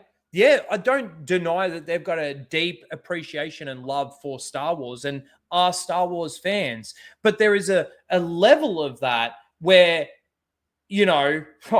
another one is as a great example is Doomcock.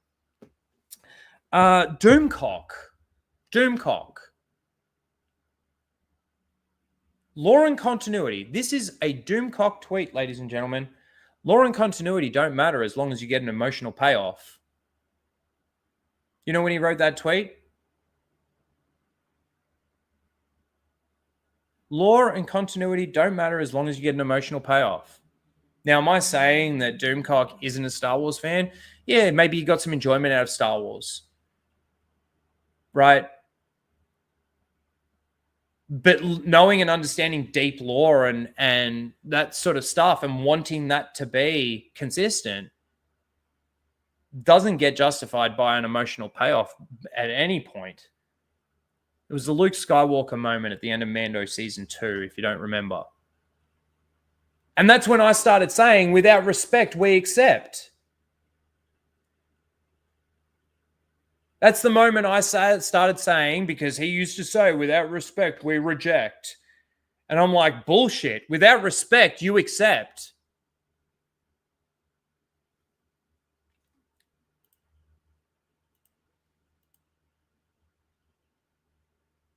Do I have it here? No. Do I have it here?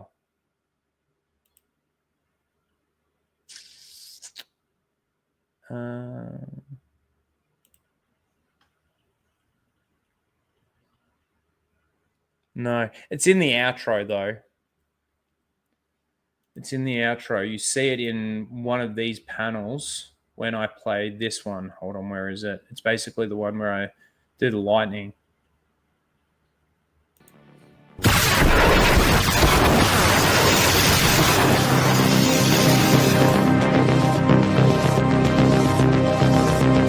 Fuck you, Disney. Fucking cunts. I think it comes up early. You're gonna get to see this twice today. Until next week. Oh. Come on.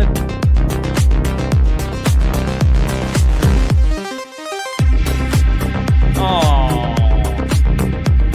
I'm gonna go through this whole fucking thing. This one. Steel clappers. This one. No, Hollywood Bernie.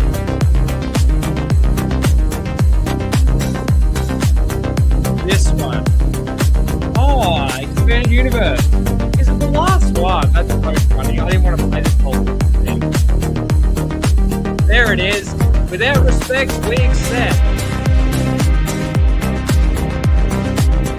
There you go. It was pretty much the whole thing.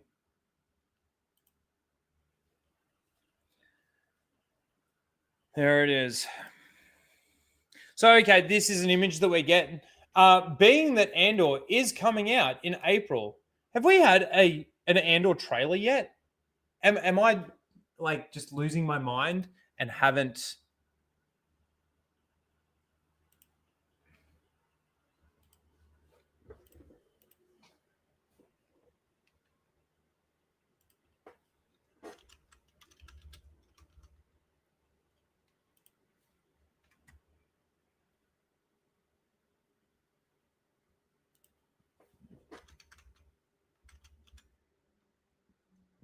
Andor Season 2 trailer.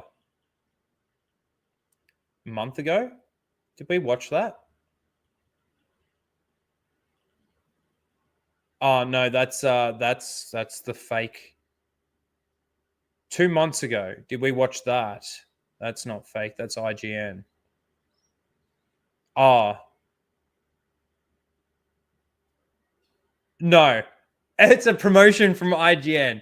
Showing what trailers are coming out. Okay. No. So we haven't even had a trailer yet. Is that right?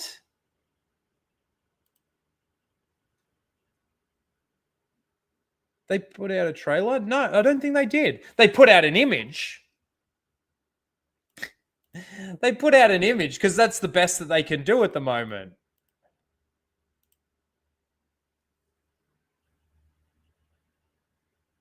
We're in February. This is coming out in April, and they haven't dropped a trailer yet.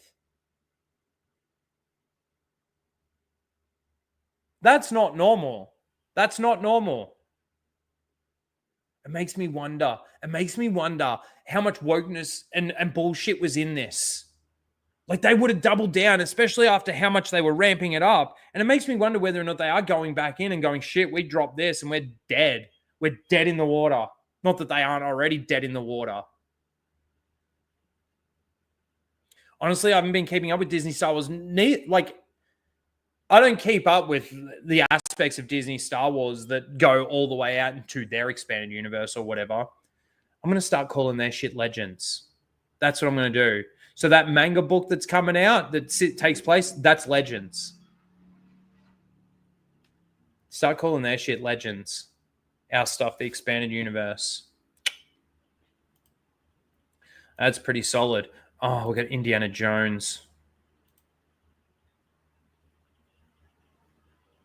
We've got Indiana Jones.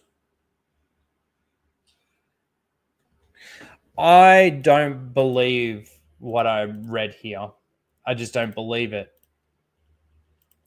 I don't believe that this is Harrison Ford. Now, I'd have to find a recording.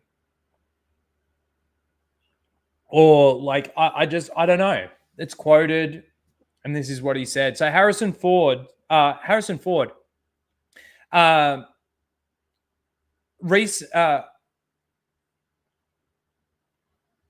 reacts to Indiana Jones and the Dial of Destiny flopping at the box office. Shit happens, he said. I was really the one who felt there was another story to tell. Straight off the bat, that doesn't sound like Harrison Ford. Am I wrong? Straight off the bat, that doesn't sound like something he would say. It really doesn't. Either he said it, but he was told to say it, or this is like I don't know, maybe a written statement that somebody else wrote for him. Because I don't buy this. I just don't. I was really the one who felt there was another story to tell. When Indy had suffered the consequences of the life that he had to live, I wanted one more chance to pick him up and shake the dust off his ass and stick him out there. Bereft of some of his vigor to see what happened. I'm still happy I made that movie. Again, it just doesn't sound like Harrison Ford. When is Harrison Ford ever happy? First of all.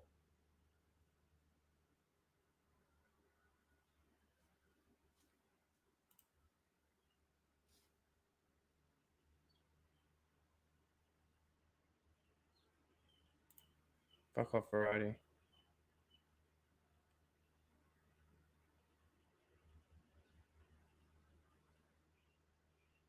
This is obviously, yeah, okay.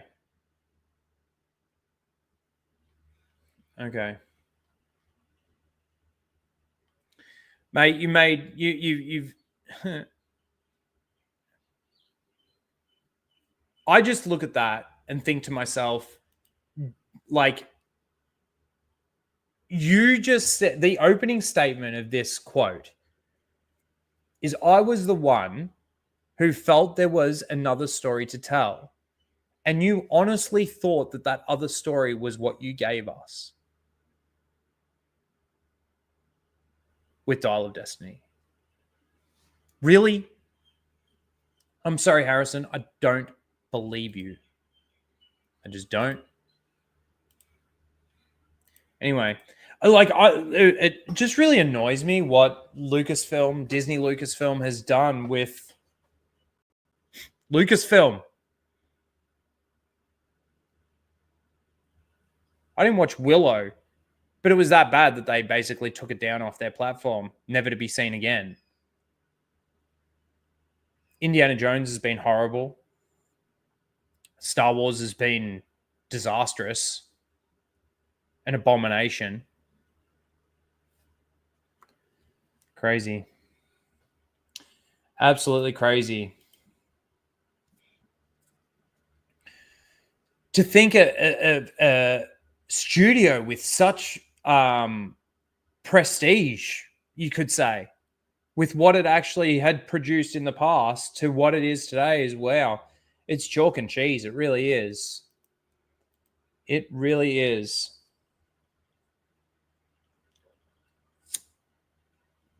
Harrison Ford has sold his soul to Disney and the devil.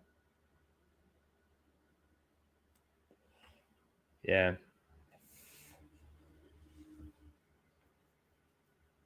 I just don't buy it when somebody says that. When you see what Harrison Ford is like, I mean, yeah, look, he hates Star Wars. He likes the character of Indiana Jones. I understand that. He hates Han Solo and he likes Indy. But like, even still, despite his love for, let's say, the character of Indiana Jones, I don't see him thinking that or saying that. He was the one that wanted to tell this story. You don't think that The Last Crusade is like a good, like a really, really good ending point? Riding off into the sunset, it's like perfect. Perfect. And you guys over there, you lack so much creation. You lack so much anything in here, really. You can't even create. You can't create anything. You've got to jump on something that was once beloved, and then it seems like you can't help it but destroy it. You can't help yourselves but destroy it, no matter what it is. No matter what it is.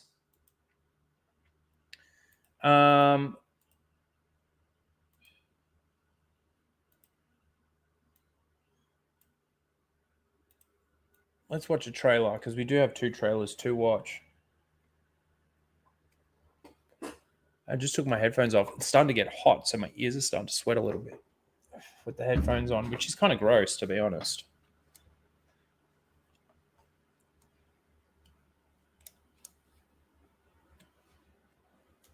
All right.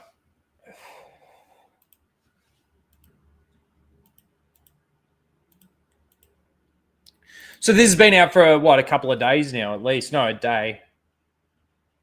Maybe 2. It's wearing, yeah. Anyway, basically got released yesterday. How many people here in the chat have seen this already? One's in the chat if you've seen it.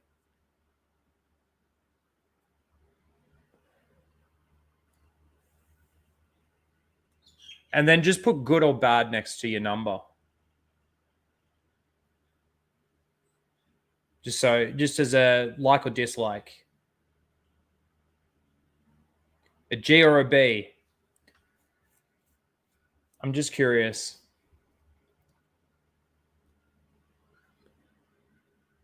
Yeah, sorry. We got ones and bad. I'm curious if anybody actually thought that it was good. I really am.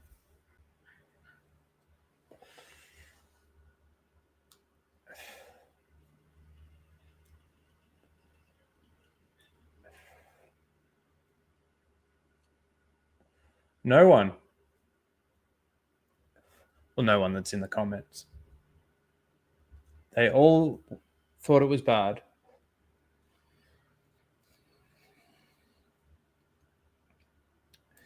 Girl Boss Scarlet, not for me. Or Scarjo, sorry. All right, let's watch. Dr. Henry Loomis, this is Zora Bennett, our mission specialist. Sorry, what mission? This would be a medical breakthrough that could save countless lives. It comes from the largest dinosaurs on the planet. Oh my God. Fortunately for us, all these species exist in one isolated place. Can you be ready tomorrow? I can guarantee your safety. I mean, more or less. More or less? He's your guy? We're the best at moving things and people in and out of places they shouldn't be. Move up towards Barbados, avoid government patrol, but there aren't that many anymore. Why's that? No one's dumb enough to go where we're going. This island was the research facility for the original Jurassic Park. We need DNA from the 3 biggest dinosaurs. Do we have to get a sample from an egg? I suppose we could try and get it from the parent, but they're a flying carnivore the size of an F-16. Maybe we should make it quick.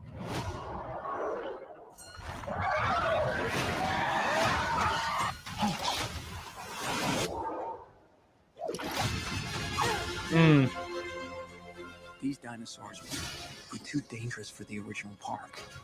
Please don't say they're raptors. They're raptors. The worst of the worst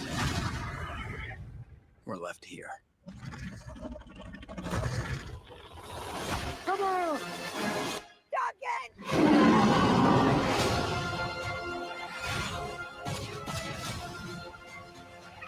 We put ourselves in a place we don't belong.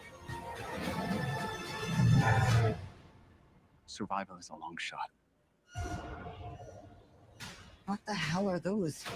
They're helping the mosasaur defend territory, stalk, hunt.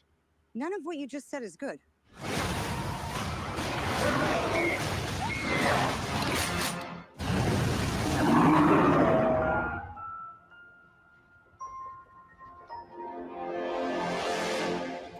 Okay. I didn't think it was good either. And look, I just don't. 3 biggest dinosaurs. They got to get DNA so that what they can build a new park. I don't know. I don't know where this is even at anymore. The thing that was something obviously that the girl boss ScarJo. To me, this is exactly sort of what I was talking about, where we're not going to see wokeness and stuff like this removed from movies or from Hollywood, really, for a while. There's a lot that's been in production. To me, this scene here shouldn't be. Move up towards Barbados, avoid government patrol, but there aren't that many anymore. Why's that? No one's dumb enough to go where we're going. This island was the research facility for the... I can guarantee your safety. This bit. I mean, more or less.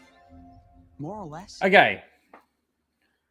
This scene alone, like, ScarJo's supposed to be like, what? Black Ops? Like ex-military, front lines, like special ops, something. This is what it comes across like, right? And he seems like a little dweeby science guy. Now, normally, let's say stereotypically, those roles would be reversed gender-wise. And it fits more because if she needed to carry him out of somewhere, they'd both be dead.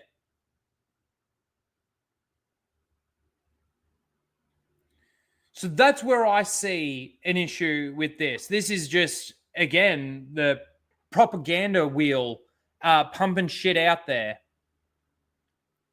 in the name of entertainment. And that's what I got out of this trailer. Like the concept of the story and basically what we got out of this trailer, I will say the CGI and stuff like that looks really good. Best. There's not many shots in there. There was one shot in there where I was like, that's not. It's the bit where he gets pulled off the cliff. This bit here, like that just didn't look. I don't know, just doesn't look real to me.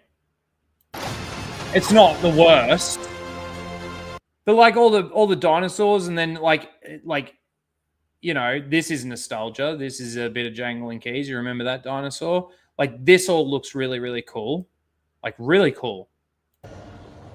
What the hell?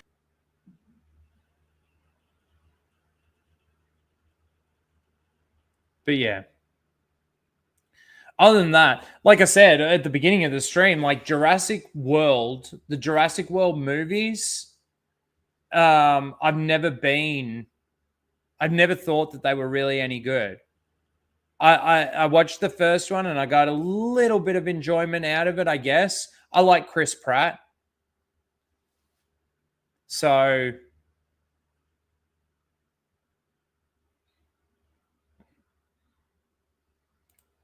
Oh my God. Mike Hill for $2. The new dinosaur was inspired by the Rancor. Wouldn't that be funny? One of the biggest dinosaurs is just this the biggest, meanest dinosaurs that they couldn't keep at the park is just this Rancor. He used to put his arm over the fence and pick up people and eat them. That's why they couldn't keep him at the park. Looks kind of bad, not going to lie.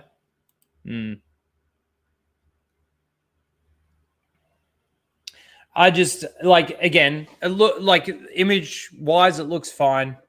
CGI looks fine. But the story, to me, just falls off. It seems that the Jurassic World stories just fall off for me. But it seems to be... And again, maybe it's because we're hypersensitive to wokeness now. That when we see something like that, it seems so evident and in your face. Like I said, those two roles, you would think the genders should be switched around. You got the dude that's going out there and protecting everybody while the scientists do their thing. And that's, I don't know. To me, it just comes across that way. That's all I really have to say about Jurassic World. I'm probably not going to watch it. It's one of those things where, like, even the last one, the one that brought everybody back, you know, the nostalgia bait with bringing all the original cast back. I only ever watched that when it was on TV. It was on one night, and I'm like, oh, there's nothing else on. I'll just chuck it on, ads and all.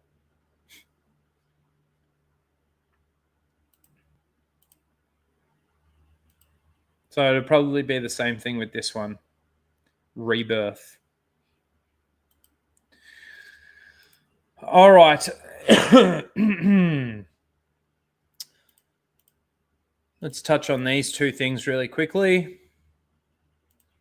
So Star Wars Explained would like to let you all know, congratulations to Lucasfilm and Disney Plus team for Star Wars The Bad Batch Season 3 for winning Best Animated Television Series.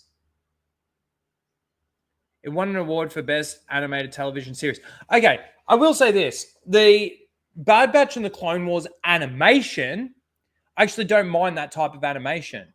It's actually one of the animations that I can actually watch really, really well. I actually prefer that animation over the 2003 Clone Wars, 2008 Clone Wars. Which one? The one I'm talking about. Why am I mixing up? Why can't I remember exactly which one it is? Anyway, you know the one I'm talking about. I prefer this type of animation.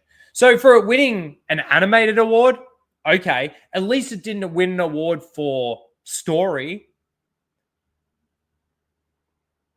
or any of those other elements, really. The fact that it won an award, whatever. And the award that it did win is a bit like, whatever. But yes, of course, Star Wars continues just succeeding. Failing upwards.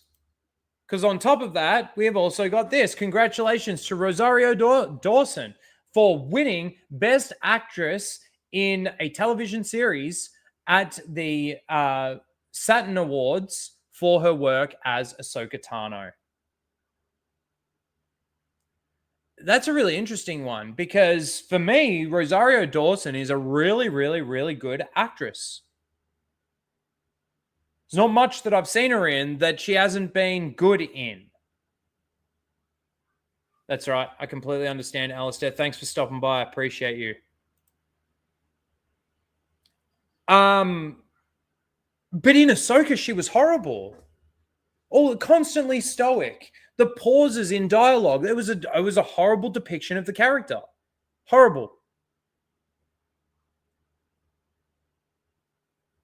But she still wins an award. This is why, to me, awards mean nothing, and it just seems to be them patting themselves on the back.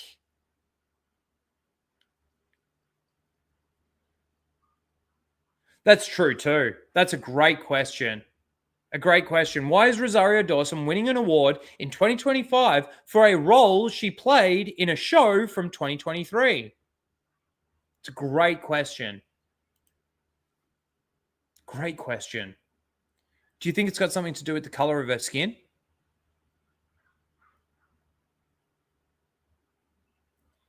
Just by the way, if you do think that it's got something to do with the color of her skin, that doesn't make you racist. It makes them racist. Especially being in this role, it's so undeserving in this role for her. It really is. Really is.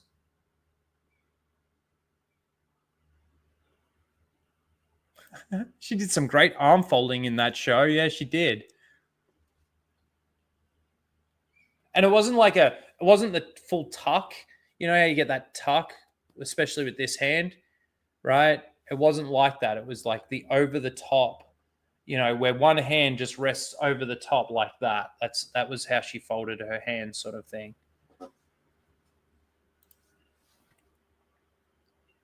Anyway, there you go. Bad Batch Season 3 won an award. And Rosario Dawson won an award. Okay, let's do Seal of the Week, shall we?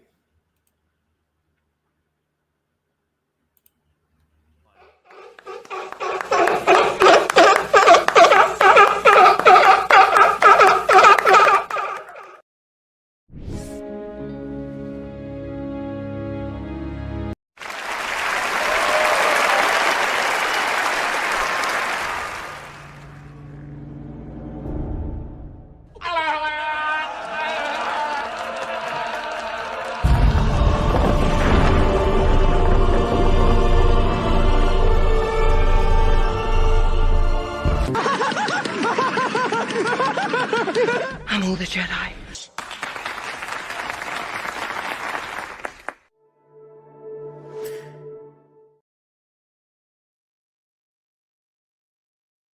And this week, we've got some really good nominees. Most of the people you already know. So this is obviously in response to that announcement of that manga book that's coming out, The Path of the Lightsaber, that takes place between The Last Jedi and The Rise of Skywalker. Here's what Jacob had to say about this. Set between The Last Jedi and The Rise of Skywalker? Used to pray for times like this. We are so back, sequel fans. Sorry, there was a bit of blur on my screen. Jacob, you need to stop, bro. You really need to stop, bro. Oh, I see Ryan Gosling being atted. There he is, just above it. God, I'm retarded. Yeah, Ryan Gosling. Quentin, I see you, Quentin. So yeah, that's nominee number one. Jacob, he was praying for days like today where they get more information in between or more stories between the stories. Well, if you can even call them stories in the sequels. So there's nominee number one. Nominee number two is Sawyer. It's her day. Ahsoka. This was posted on the 30th of January. So it was like a week ago. But I don't know why it's her day. There was a post where she said she was on her way to Japan. It was just the one below this. But I don't know. I don't know whether or not that was in relation to, like, is Star Wars Celebration soon? Because if it's soon, then she's probably going for that. But if it's not soon, then I don't know why she's going to Japan, and it would have meant nothing when it comes to Seal of the Week. So I had to select this one. It's her day. Thank you, Sawyer. Next up, we have Star Wars Explained, saying Cassian paying Mon Mothma a visit. Very similar architecture. Sounds like he's talking about big bricks and screws to me. Anyway, it's probably true, though. But still, he's getting excited for it, jizzing in his pants.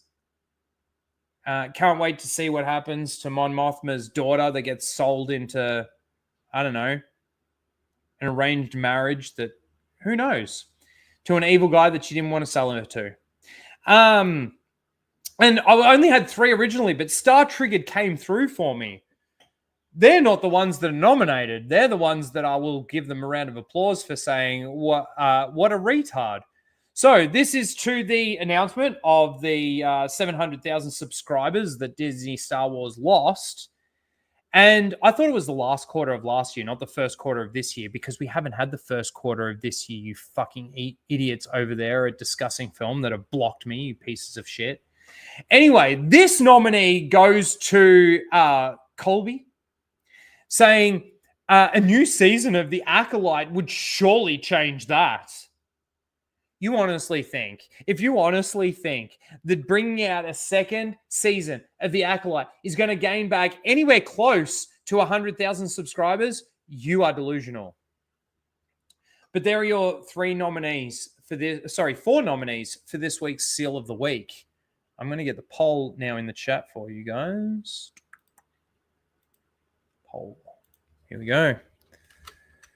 Some good nominees in there this week.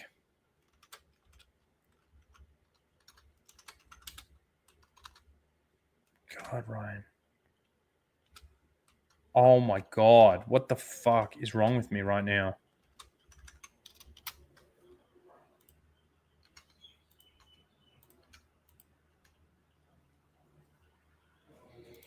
All right, there are your nominees. There's the poll. Get your votes in. Get your votes in. Just to recap, number 1 was Jacob. Number 2 was Sawyer. Number 3 was Star Wars Explained. And number 4 was Colby.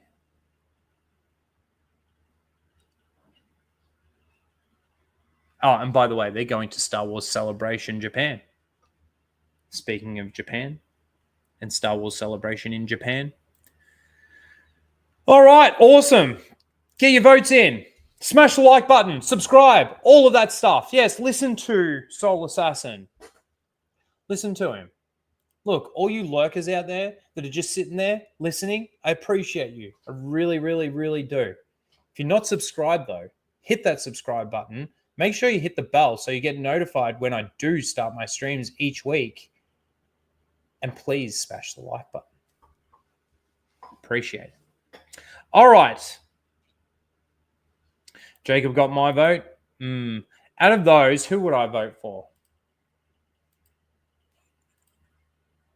For me, it's either Jacob, number 1, or Colby is going to Star Wars Celebration Japan as a close second, I would probably say.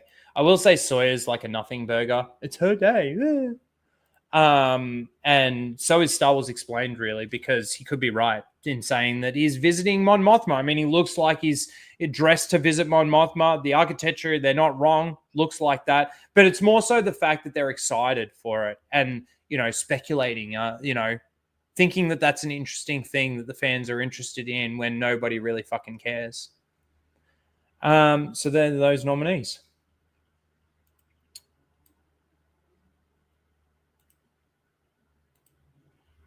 All right, who here, again, one's in the chat, if you watched the Fantastic Four trailer and put a G or a B if you thought it was good or bad.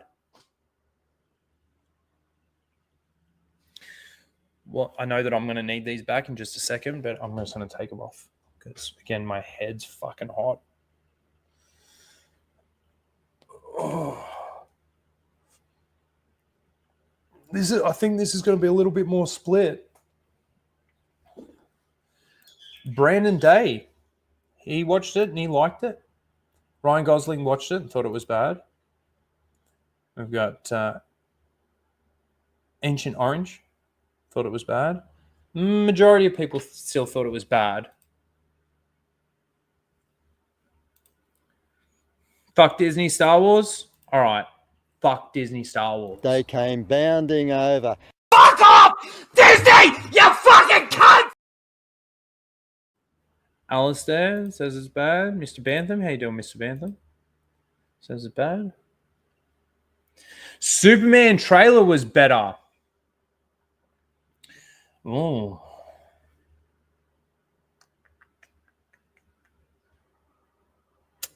That's an interesting one. Superman trailer was better.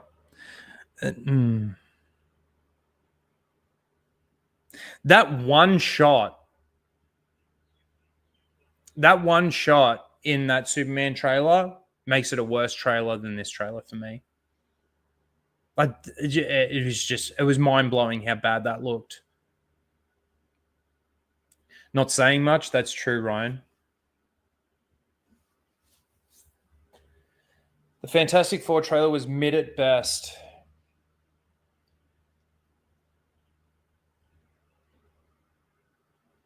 It was better than I expected. Far better than I expected.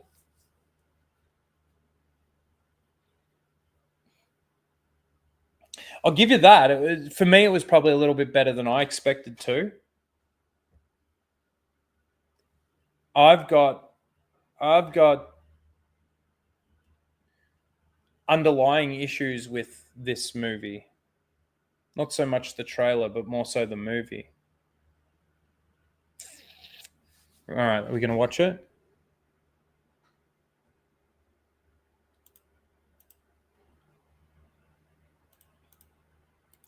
Because I've got a few opinions on this.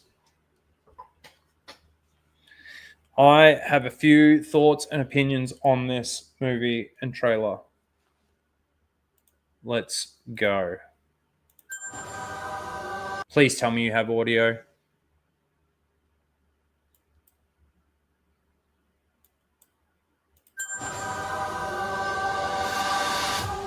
Welcome to the Baxter Building. We make a point to do family dinner every week.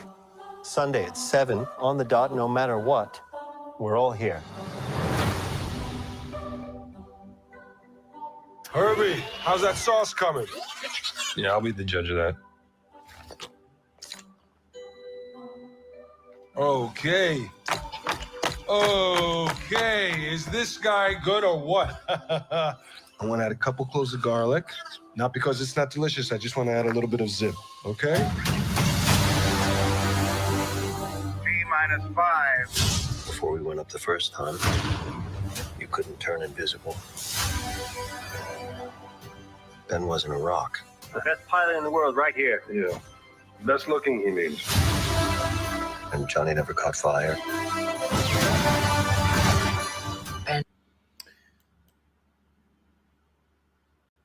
You know, when I first saw this, you know what I thought of? Freddie Prinze Jr. playing Fred. Am I the only one that sees this?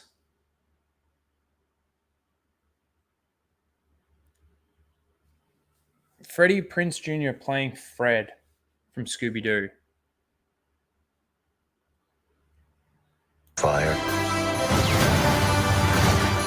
Ben has always been a rock. Johnny is Johnny. Hi. And I am right here. Whatever life throws at us, we'll face it together.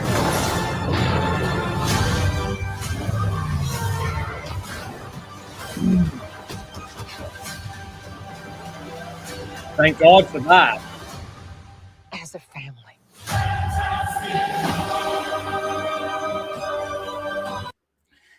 All right. The first thing that I thought of when she says as a family at the end there was like, it's another FF Fast and Furious Fantastic Four edition. Okay, let me first of all say I like the aesthetic of it. I like the way it looks. I like that old school, you know, this is going back to the roots of Fantastic Four, right? The time period and all of that sort of thing. And obviously it is a bit of a period piece. We're jumping forward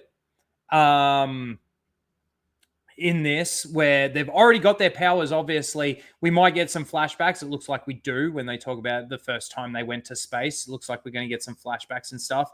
The one thing that a lot of people have talked about is that we never actually see Reed Richards using his powers. Wouldn't it be better if even in this one tiny little shot, he was standing at this end of the blackboard and his hand was at this end of the blackboard? It's so simple. It's so simple. And people wouldn't be saying, oh, we don't get to see Reed Richards' powers. Yes, okay, I agree. We don't get, we see everybody else, right? Thing is the thing. And probably the most superhero-y, powery kind of thing that we see the Thing do in this trailer is run. Right? We see Johnny, we see Sue. We don't see Reed Richards.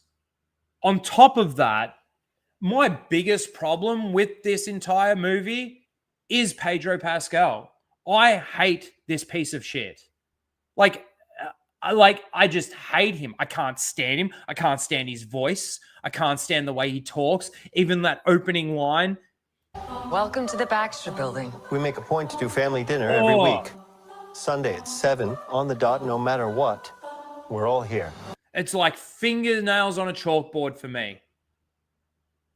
He is such a piece of shit faggot that I can't stand him. What he did during the whole Gina Carano stuff. I know Gina, came out in support of him and, loves him and all of this kind of shit. Just the way he's been towards fans of certain franchises, the way he's acted, political views and being so outspoken, like disgusting human being, like fucking disgusting human being that I can't stand his voice. I can't stand seeing him in it. Can't top Jessica Alba. I agree with that, actually. I do. But yeah, I just fucking piece of shit. Piece of shit. I can't stand how many things he's been in. I'm not going to deny the fact that he's a pretty good actor. I'm not going to deny that. Even the way he announces his words in this small little bit, it's so unique to that time period. As much as I hate it. Building. We make a point to do family dinner every week. Sunday at 7 on the dot, no matter. Sunday at 7 on the dot, no matter what.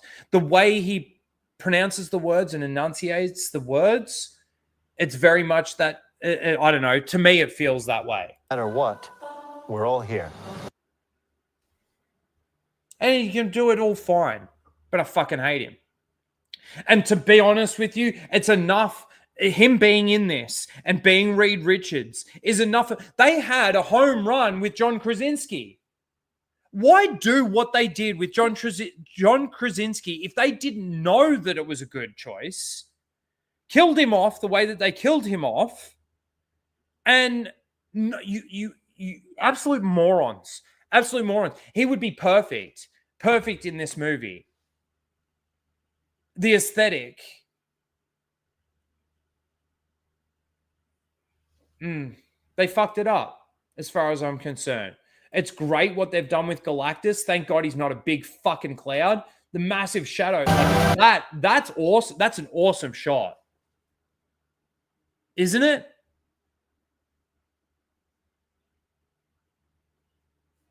Like, the hard thing for me is that I see some good parts to this.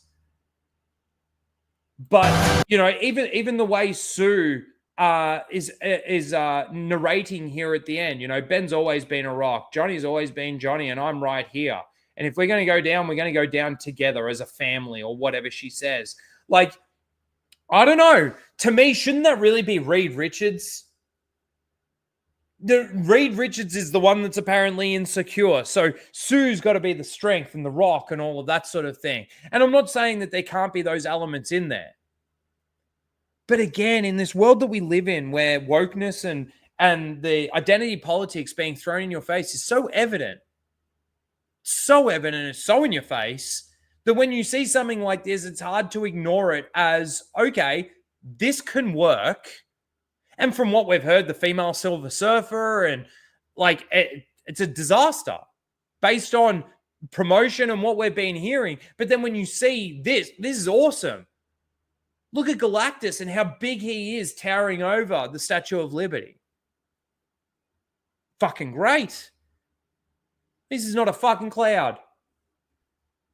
So there were parts of this trailer where I was like, oh man, I really would like this to be a good Fantastic Four. I don't think we've really ever had a good Fantastic Four. I think the very first one, the ones with Jessica Alba in it and stuff like that. I think the first one was fine. Second one, not so much, especially Galactus. But like, I think the casting was done well as well in those ones. Definitely not the race swapped one and shit. Like that one was bad. I did like though. I don't know his name. The guy from Top Gun, the new Top Gun, that's in the newest Fantastic Four. I did like him as Reed Richards. I thought he played a good Reed Richards.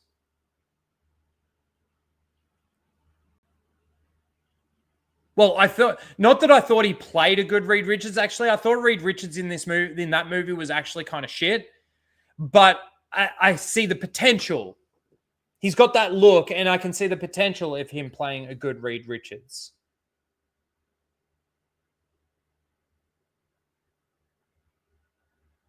Miles Teller, I think that's his name.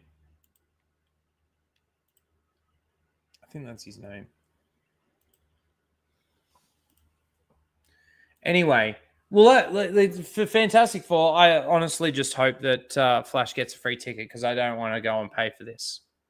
I don't want to go see it. Like, if I get to see it, free, Tortuga, something like that. Yeah. Yeah. So, yeah. A bit of a Krasinski kind of type. It's got that face shape. That's another thing too. Like, I kind of feel like Reed Richards had a very sort of like squarish kind of jaw. I could be wrong. It's been a while since I've. That's why I think like the first Reed Richards, even the second Reed Richards, and that's why I think John Krasinski could have played a good Reed Richards.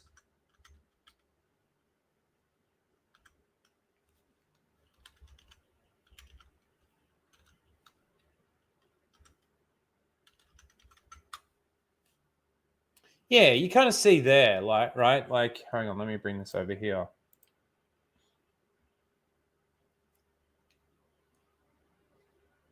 It's actually like, to me, it's just like as good as maybe an actor fucking Pedro Pascal is, he doesn't have like, okay, so look at this. He's got that square jaw, the little cleft in the chin. Perfect. Look at that. Look at that. I think that's really good casting. That's even really good casting, especially when you get to Reed Richards with a beard, right? Like, really good casting. Look at this. Look at this. Little mustache, roundish face, doesn't have that squared off jawline. It's just bad casting to me. Where's a picture of what'd you say his name was in the chat? Oh no, do not do that. Sorry, Ryan Gosling in the chat, but you would not make a good Reed Richards. What did you say his name was? Miles Teller. All right, hold on.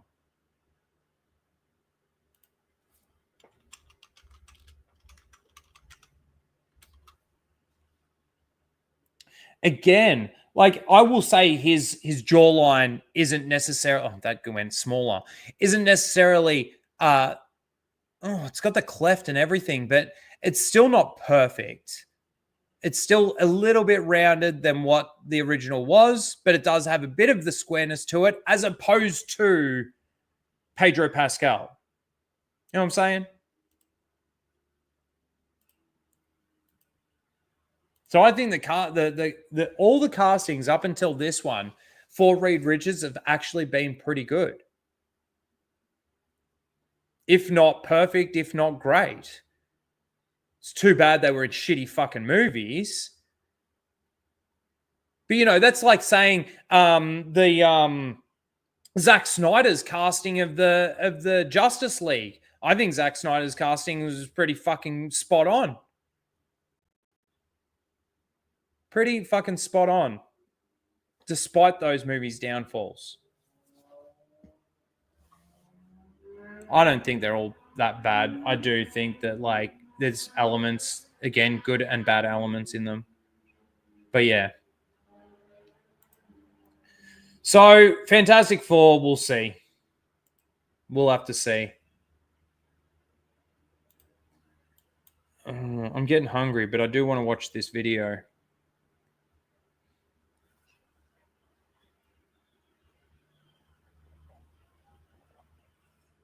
I might get a top up before we start. We're going to watch that.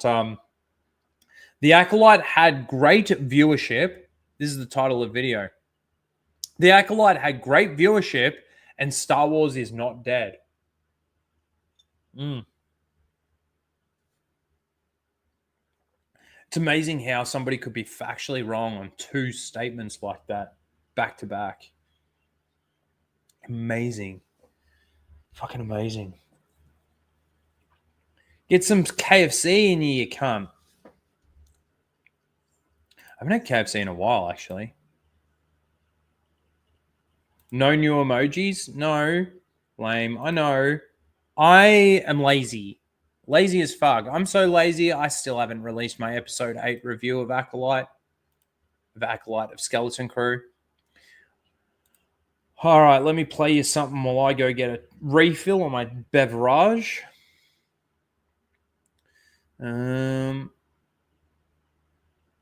By the way, guys, I've started doing a lot more posting and stuff over on my Instagram. My Instagram is Raging Rhino with an underscore in between. So Raging_Rhino, pretty sure, 3. Am I right in saying that? I don't even know. Here I am. Yeah, so Raging_Rhino 3 is my Instagram. Been posting a lot more over there. It's all private because I find that there's a lot of bots. And sometimes I've just gone through and selected everyone, confirm, and I shouldn't have done that because I think now I'm getting more bots. Anyway. All right, let's play you a little clip here while I go get a drink. Let's see. And we're going to watch this video. And then we're going to wrap up Seal of the Week and we'll get out of here. We've been going 2 hours, 20 minutes. We'll get close to maybe... we probably won't get close to the 3-hour mark. We'll go for at least another 20 minutes or so. 20 minutes, half an hour. All right, I'll be right back, guys. I said Lyndon would go to the tree and do some ASMR for you, Lethal. In your honor. I'm so sorry. He'd be hugging that tree. And then he'd be punching it and slapping it, going, "You took my friend."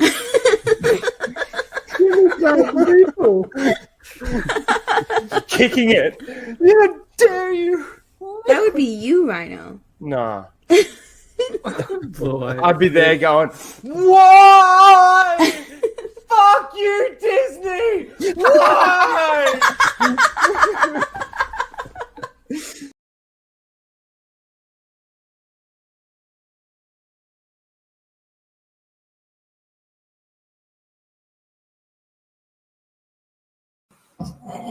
Oh, Mozza, read that. Mozza, don't let the American bitch. Did you just fart? Yes, I did.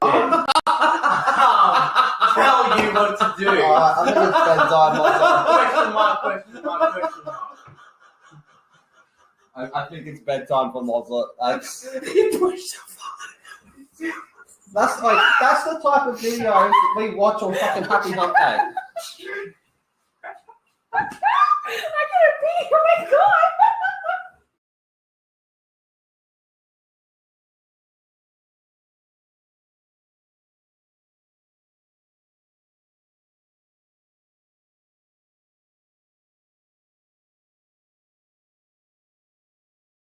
I had to pee too. Oh my god.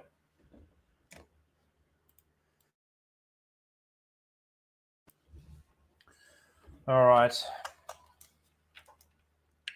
You guys enjoying yourselves? I hope so. I hope so. All right. I love Blabs too.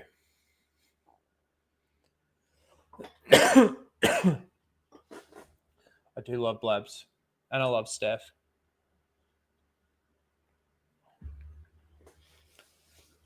And I love Anna. Anna has become like a baby sister to me. She really has. She's a cool friend. All right. I miss Steph too. Here we go. The Acolyte had great viewership and Star Wars is not dead. We've got a 6.5 minute video. This video has had 682 views in 6 days. They're a channel of 14,800 subscribers. The Dyad in the Force. Such a stupid channel name. Let's not give it a thumbs up or a thumbs down. Let's listen to what they actually have to say first. And then we'll decide whether or not this video gets a thumbs up or a thumbs down. G'day, Keely Chow. I see you. All right, let's go. Please tell me we've got audio. What's up, guys? You know, I can make that sound. There you go. Does that come through in the mic the way that I hear it? Because it is just air, so I don't know.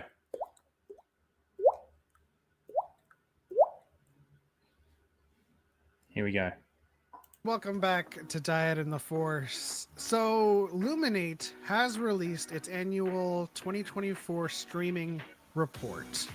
And there's a lot of great numbers in this PDF. I'll link it in the description below so you can view it. Great information for anyone who's like media obsessed, geek culture obsessed like we are.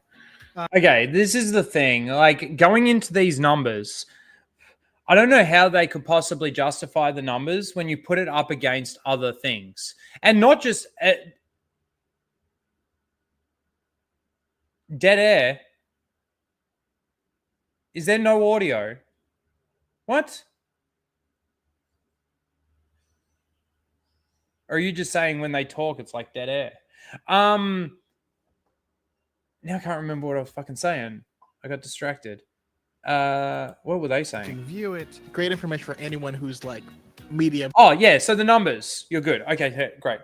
The numbers, again, when you look at them and you stack them up against other Star Wars shows, there's no comparison.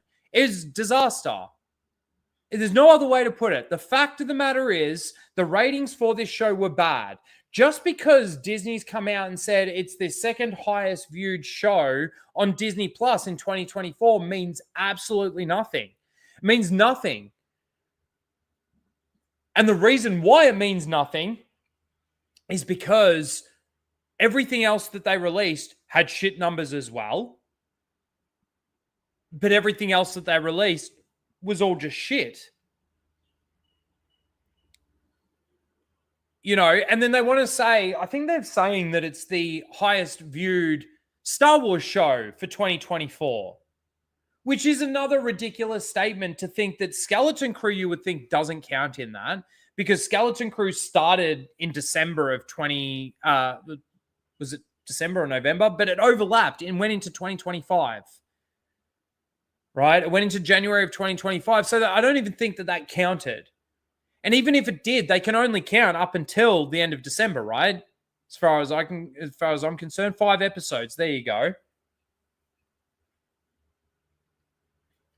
So what else was released on Disney Plus that was Star Wars related in 2024?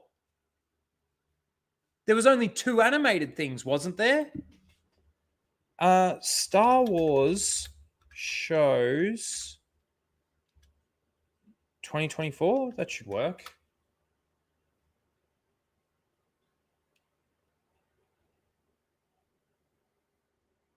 No, fuck off with that. That's so dumb. Oh my God. I'll click on this. What is coming out for Star Wars in 2024?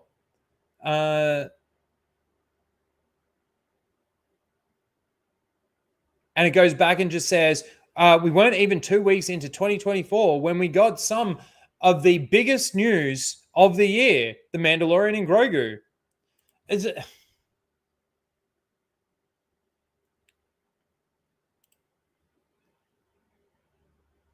Why is Phantom Menace?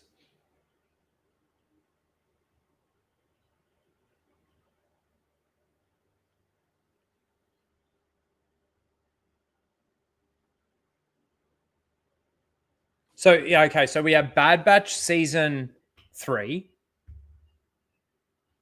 We had Tales of the Empire. Lego. No, we're not counting any of that stuff.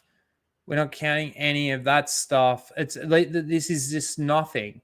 Video games, okay. We just want shows. That's it. That's it. There was Bad Batch Season 3. There was Tales of the Empire. And there was The Acolyte. It's not hard to know that fucking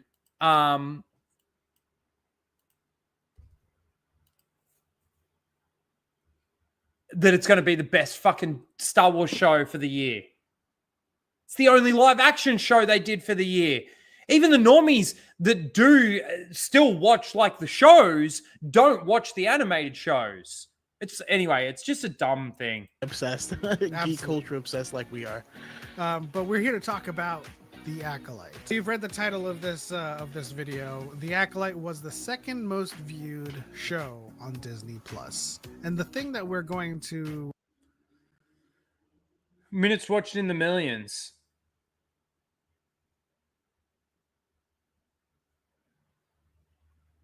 So 2.673 million. Like, that's not good. Not good when you put it up against everything else. So Skeleton Crew did count for a little bit in there. Yeah, Bad Batch, Ahsoka. Not even, that's 2023, 2019. Percy Jackson beat it, and that was from 2023. I'm sorry. For those Disney Star Wars fans out there that are saying that this is a good thing and this is why they can't believe that they cancelled it and succumb to what the actual Star Wars fans out there want, which is absolute ridiculous narrative, right? But you cannot claim this as a win. You guys are delusional when you go back and you look at all the other numbers in comparison to it. They're getting diminishing returns on a consistent basis. Argue today, or at least contend, is a lot of people watch this show. And this is what this is an argument. But okay, a lot more people, let's say, watch this show than watch Skeleton Crew. I'll give you that, right? But the numbers were still really, really low. Really low in comparison to what numbers Star Wars probably should be doing, right? But then, what did he say? Hold on. Contend is a lot of people watch this show. And this is what a lot of the people that did watch the show, the point that I wanted to make. A lot of people that did watch the show watched it for the train wreck.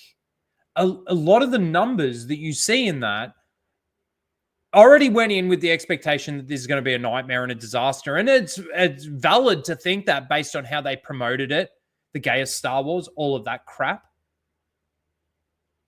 But 50% of those 2 million minutes watched was people like me, Ryan, Gary, Jeremy, Flash, who watched only the first 3 episodes or something, Anna, that Star Wars girl. Like, those numbers, if they watched it on Disney Plus, those numbers contributed to it. My numbers contributed to it. So what? Does that mean that, like, again, the ratings, though, are so bad. So very bad in comparison that I don't know how you can sit there with a straight face and say that this was a win.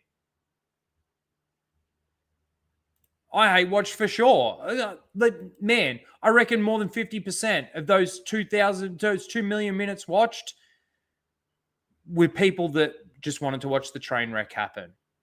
Holy shit, 43-month member chat. Dude, Been around since the beginning. Good old Daniel James. Fellow Aussie.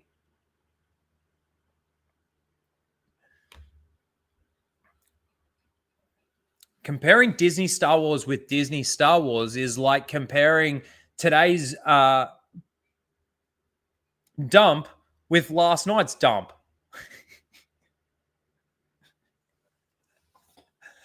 It is.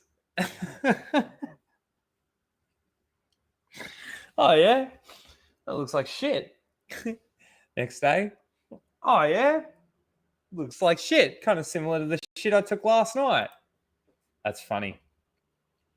And then Daniel James for $7.99. Been a while, Rhino. Buy yourself a beer on me. Thank you, dude. It has been a while. It has been a while. You guys know that Daniel James is the man, the legend that made this. They came bounding over.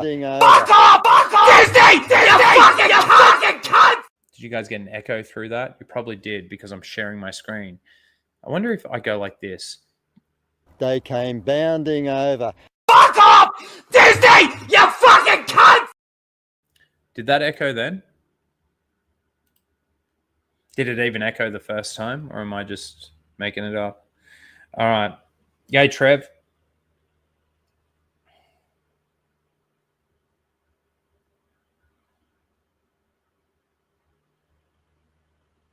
This is an argument we get into a lot with people who need this show to be a failure. The worst show in Star Wars. This is the thing. We don't need it to be a failure. Disney Star Wars is already a failure.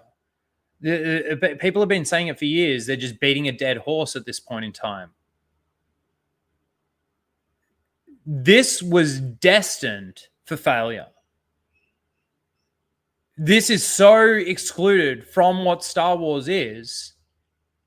Again, the way it was promoted was so excluded from what Star Wars is. Everything about the Acolyte was so far removed from Star Wars that it was unrecognizable. And I don't care what anyone says. If you like the Acolyte and you thought that it fits within any form of Star Wars canon, I'll use what the other guy said before. You're not a Star Wars fan. Might be a normie, which is still a Star Wars fan, I guess. But you're a very shallow, surface level Star Wars fan. And this is the thing. I got to say this. I've been thinking about like the amount of splits and breaks and everything in the Star Wars fandom right now. It honestly does my head in. I don't think any other franchise right now has so many breaks and splits in the fandom.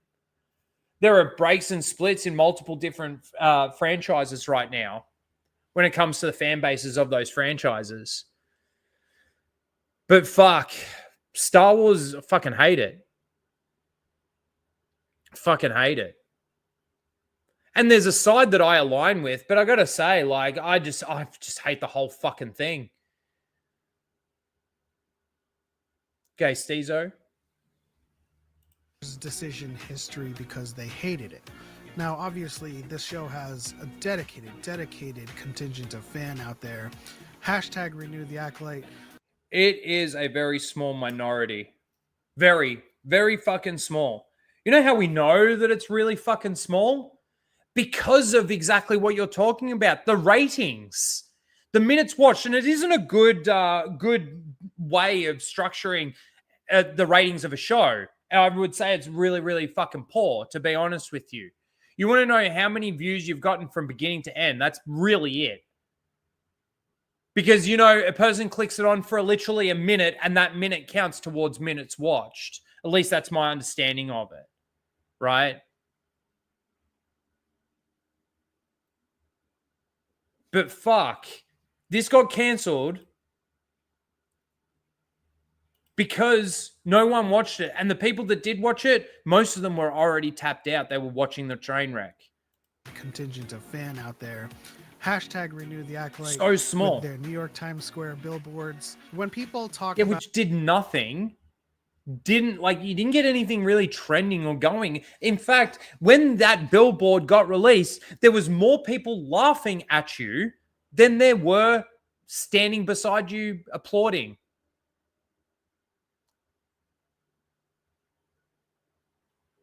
Because once again, your side of the fan base blamed our side of the fan base for the cancellation. In fact, you blamed Disney for taking our side, which is mind-blowingly twisted. Because if they took our side, we would never have fucking gotten the show in the fucking first place. We would actually be getting some Star Wars if they were listening to us. About why it was canceled. We can talk about a lot of different things as to whether it was fiscally, reasonable, or did the budget balloon. Those are all very, very valid concepts to kind of broach. Holy shit. Really? Never thought I would have heard those words come out of somebody like your mouths. For all intents and purposes, it was not the viewership. Straight up, right? It's 100% the viewership. Haven't they already come out and admitted that it's a viewership?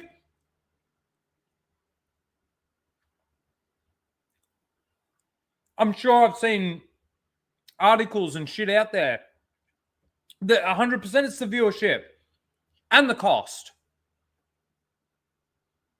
It shows that you mentioned it was the second most viewed thing this year, making it the most viewed thing that came out this year, because number one is Percy Jackson the Olympians, and that technically came out in 2023. So that's why you'll see that headline, you'll see a lot of people discussing. This is where their ignorance comes into play, and I don't know whether or not it's deliberate or not. Honestly, I don't know whether or not they're being deliberately naive to the concept of what other shows have done, and other disastrous shows, mind you. Obi-Wan Kenobi, I don't know the numbers.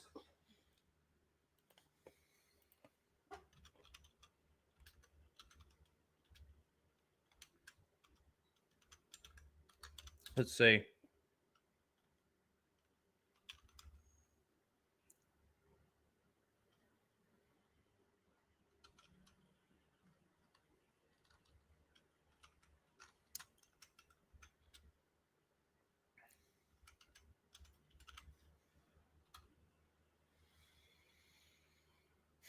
I don't care about the length of the episode, you fucking idiots.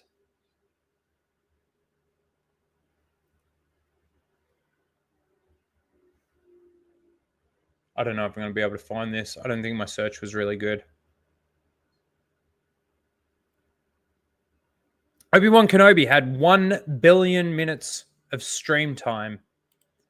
Hang on. That's a headline, so let's just see what this is saying. In its first 10 days. Is that true? If that's true, if that's honestly the truth and it had over 1 billion minutes watched, I don't know if that's true. And they literally have only had, what, 2 million? 6 million? What did they say it was? 2 million. Not the viewership. Straight up, right? It shows that the most viewed thing that came out this year, because number one is Percy Jackson the Olympians, and that ignorance is bliss. Came out in 2023. So that's why you'll see that headline. You'll see a lot of people discussing that. But importantly, yeah, the viewership was there. The show was in the top 10 for the first 3 episodes. And again, the viewership started to decline after the first 3 episodes. And again, the viewership is diluted by the number of people that, quote unquote, for want of a better way of saying it, hate watched it. And then it fell out, and then it returned to top 10 at episode 5 for the remainder of the season. Now, as far as it not getting a second season, I've said it before, I'll say it again. Wasn't canceled. It was only greenlit for 1 season. There was only 1 season in the books. When you end your first season the way that they ended their first season, you're anticipating a second. Again, this is being completely delusional or naive to the facts, willing to ignore signs, you could say, indications, to twist your narrative of, I can't believe that they canceled this when it was so amazing and it was so successful. They're the ones telling you that nobody watched the show. They're the ones telling you that it cost too much. The expense was way too much for how many people actually watched the show. And you're looking at it in isolation as if, like, this 1 year, 2024, it was the best. You're thinking if you would put everything into that year and release everything that year, it was the best. No. That would be like saying, oh, they also released Empire Strikes Back in 2024, but Acolyte still beat it.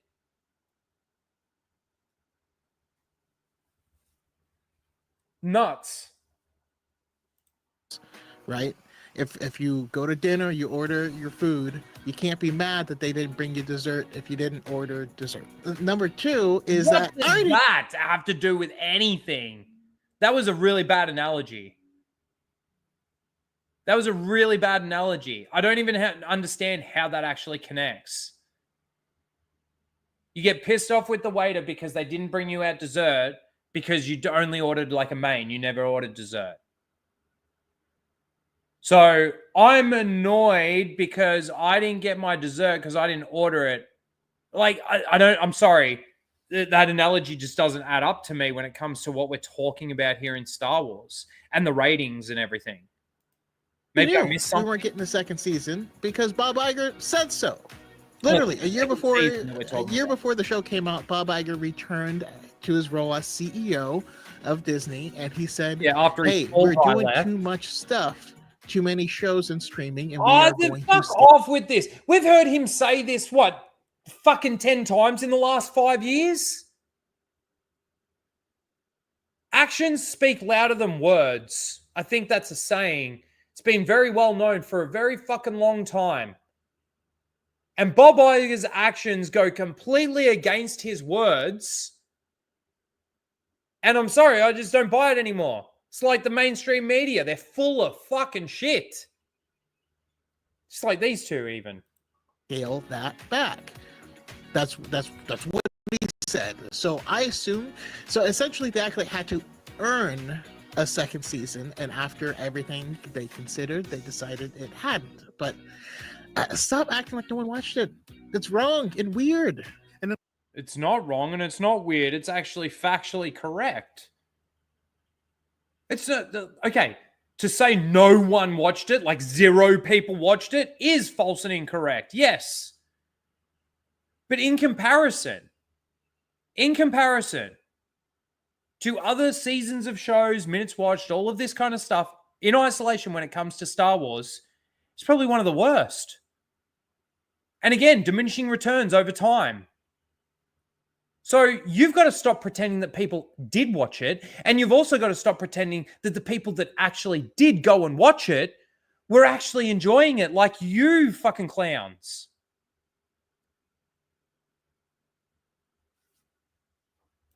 And another thing that we can glean from this chart, as well as The Acolyte being the most viewed show in 2024, is that you have to let these shows live.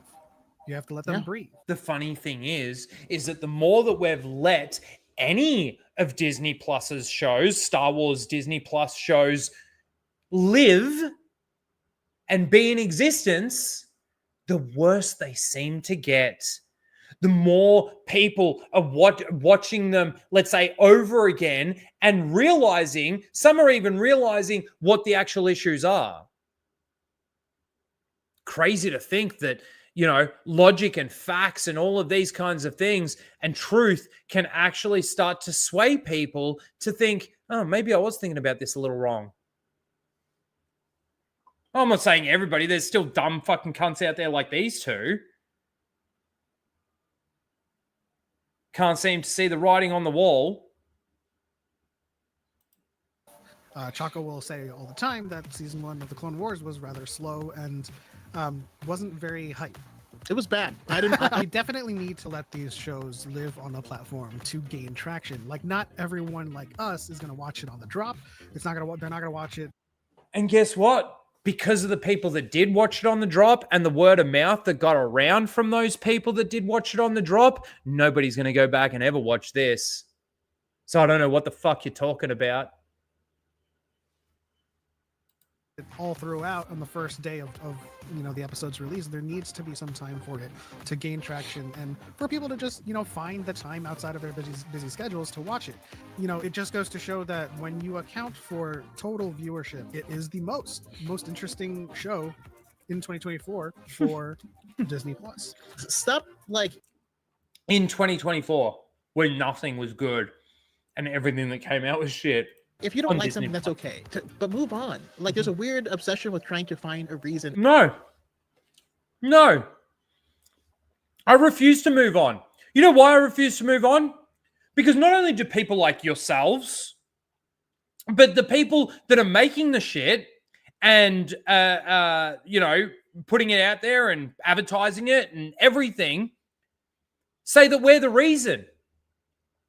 The funny thing is if the people, the fans that watched The Acolyte didn't watch The Acolyte because they knew it was going to be shit, so they thought, nah, I'm out.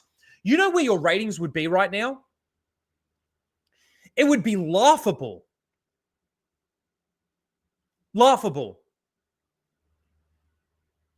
You know, with how many times different fans out there have given Disney a chance and given them a chance and given them a chance. Do you know if the moment that person felt disenfranchised from Star Wars, decided to walk away and never go back to it again, do you know where Star Wars would be right now?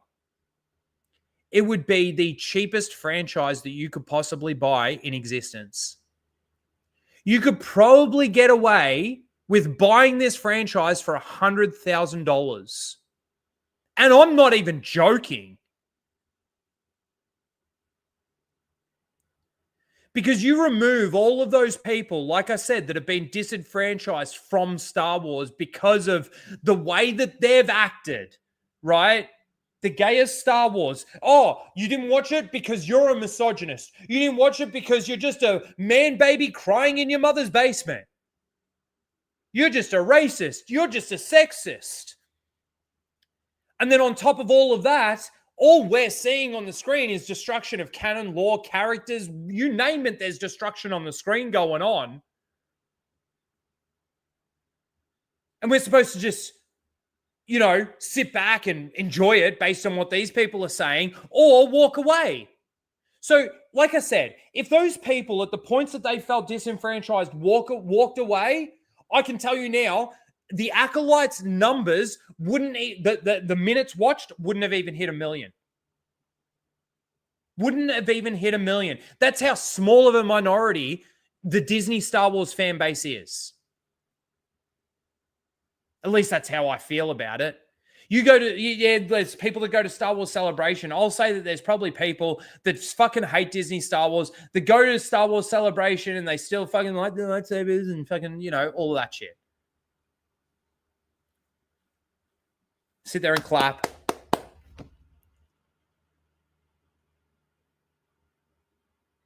I'm telling you now, the moment a person felt disenfranchised from the Star Wars universe, if they were to stop watching Star Wars and never ever give it a chance ever again, and it just goes to show how strong Star Wars was as a brand, the fact that these people are willing it to give as many shots as they are fucking giving it, and keep constantly being blamed for the disasters that are being produced.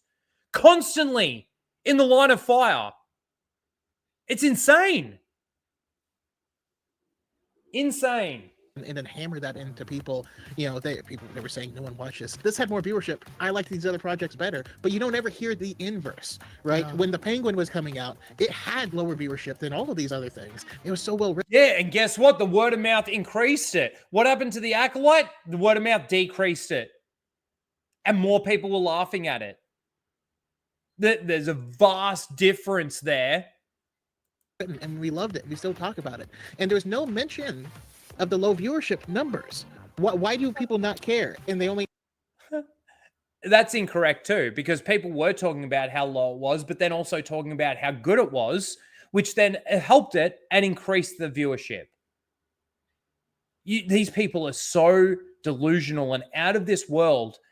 It blows my mind how they can be this delusional, how their brain functions to a point where they can get their brain to come to a conclusion that what they're saying is right and factual, when the evidence, all it takes is a simple Google search. Simple, so quick and easy to do. And that's why I say it's ignorance, but it's also voluntary ignorance.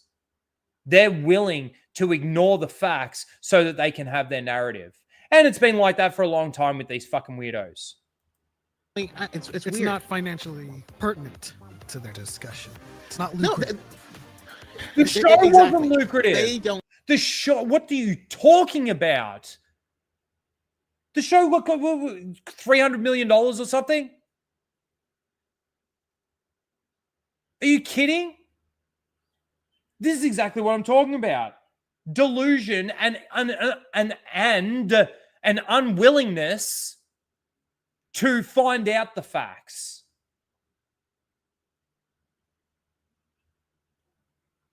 Oh, dude, I don't doubt that the value of Star Wars right now has to be at least half. At least half. It's gone from 4 billion, and it wasn't even valued at 4 billion. But it's gone from 4 billion down to at least 2 billion. It's certainly not worth 4, and it's certainly not worth 3. What are their books selling at the moment? What are they making? Like, have they been profitable yet? The content creators who are trying to In 10 rage bait and use years, outrage, 12 they years. don't make money by hating on the Penguin, which fantastic you. show, very low viewership. The second and last thing we can glean from this chart is Star Wars has a lot of power in Disney Plus. Just, some of these have been released 2019, 23, Mandalorian, Ahsoka. These are its top 10 viewed shows. You're an idiot, because Disney Plus was launched off of The Mandalorian. Yeah, it is basically their Star Wars platform. You know why it's become their Star Wars platform? Because they have no fucking clue what they're doing and they can't release a movie. They can't even get a movie off the fucking ground at the moment. Mandalorian and Grogu aside, really. And we'll see how that fucking pans out. So, no shit. No wonder, 1, 2, 3, 4, 5, 6 shows, essentially 5, but 2 seasons in there, are in the top 10.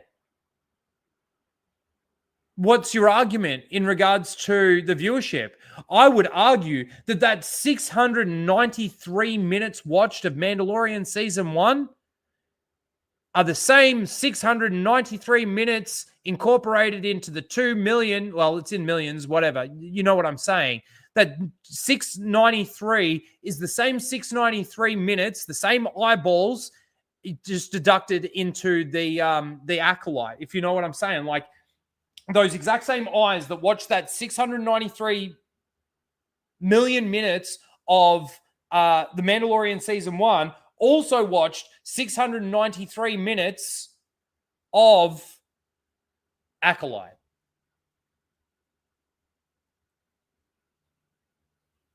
It's not new. It's not more on top. It's not like you're adding up to 2.67 million and 923, what would that be? 100,000?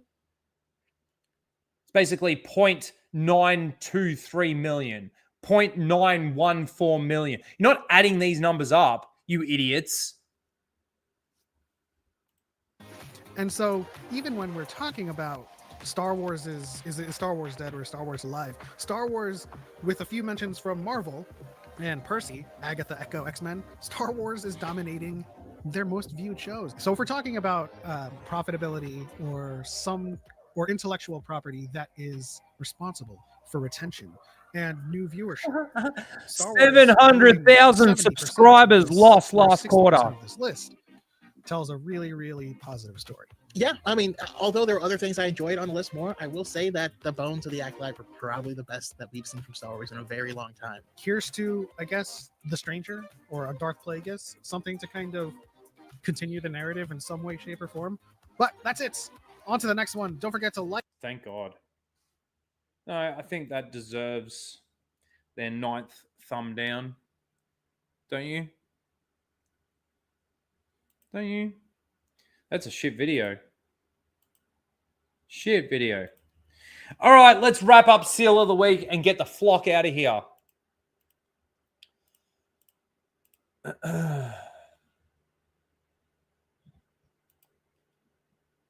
That was fake Plagueis in the Acolyte. Indeed it was. Oh. No interaction. No, none. Hey, they got more subs than I do. Again, it's just consistency for me. Everyone disliked that. No, well, look, if you want to go over there and interact with their channel, that's fine. I'm not sending you over there or anything like that. I don't think sending people over Darth Ghostface is like, you know, if you want to go over there and give them a dislike, you can go over there and give them a dislike. But, you know, I'm not one for sending people anywhere. You do what you do. If you've watched this and you feel compelled to go over there just to give it a dislike because you've seen it, then that's your call. If you feel compelled to go over there and give it a like and support it, that's your call.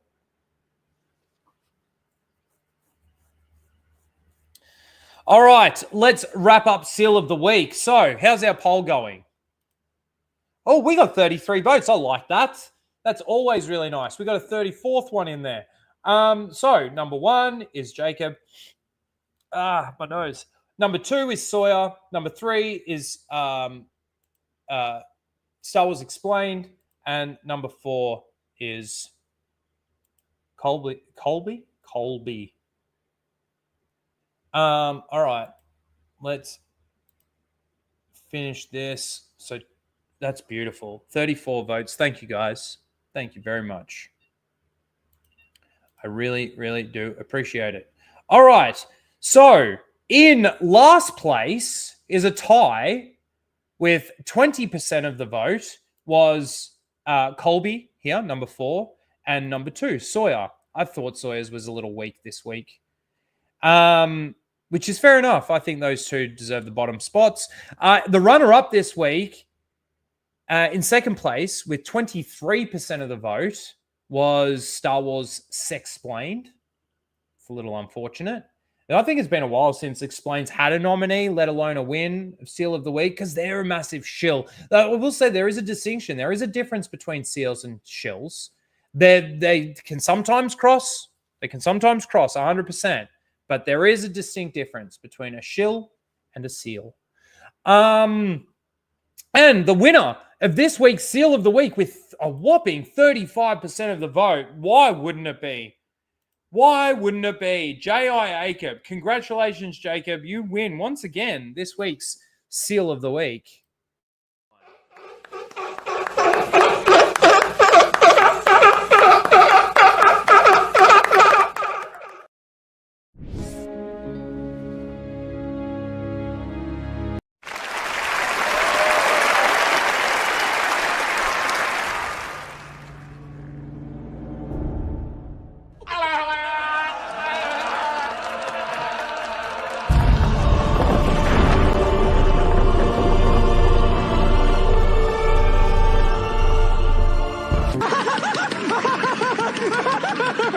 I'm all the Jedi.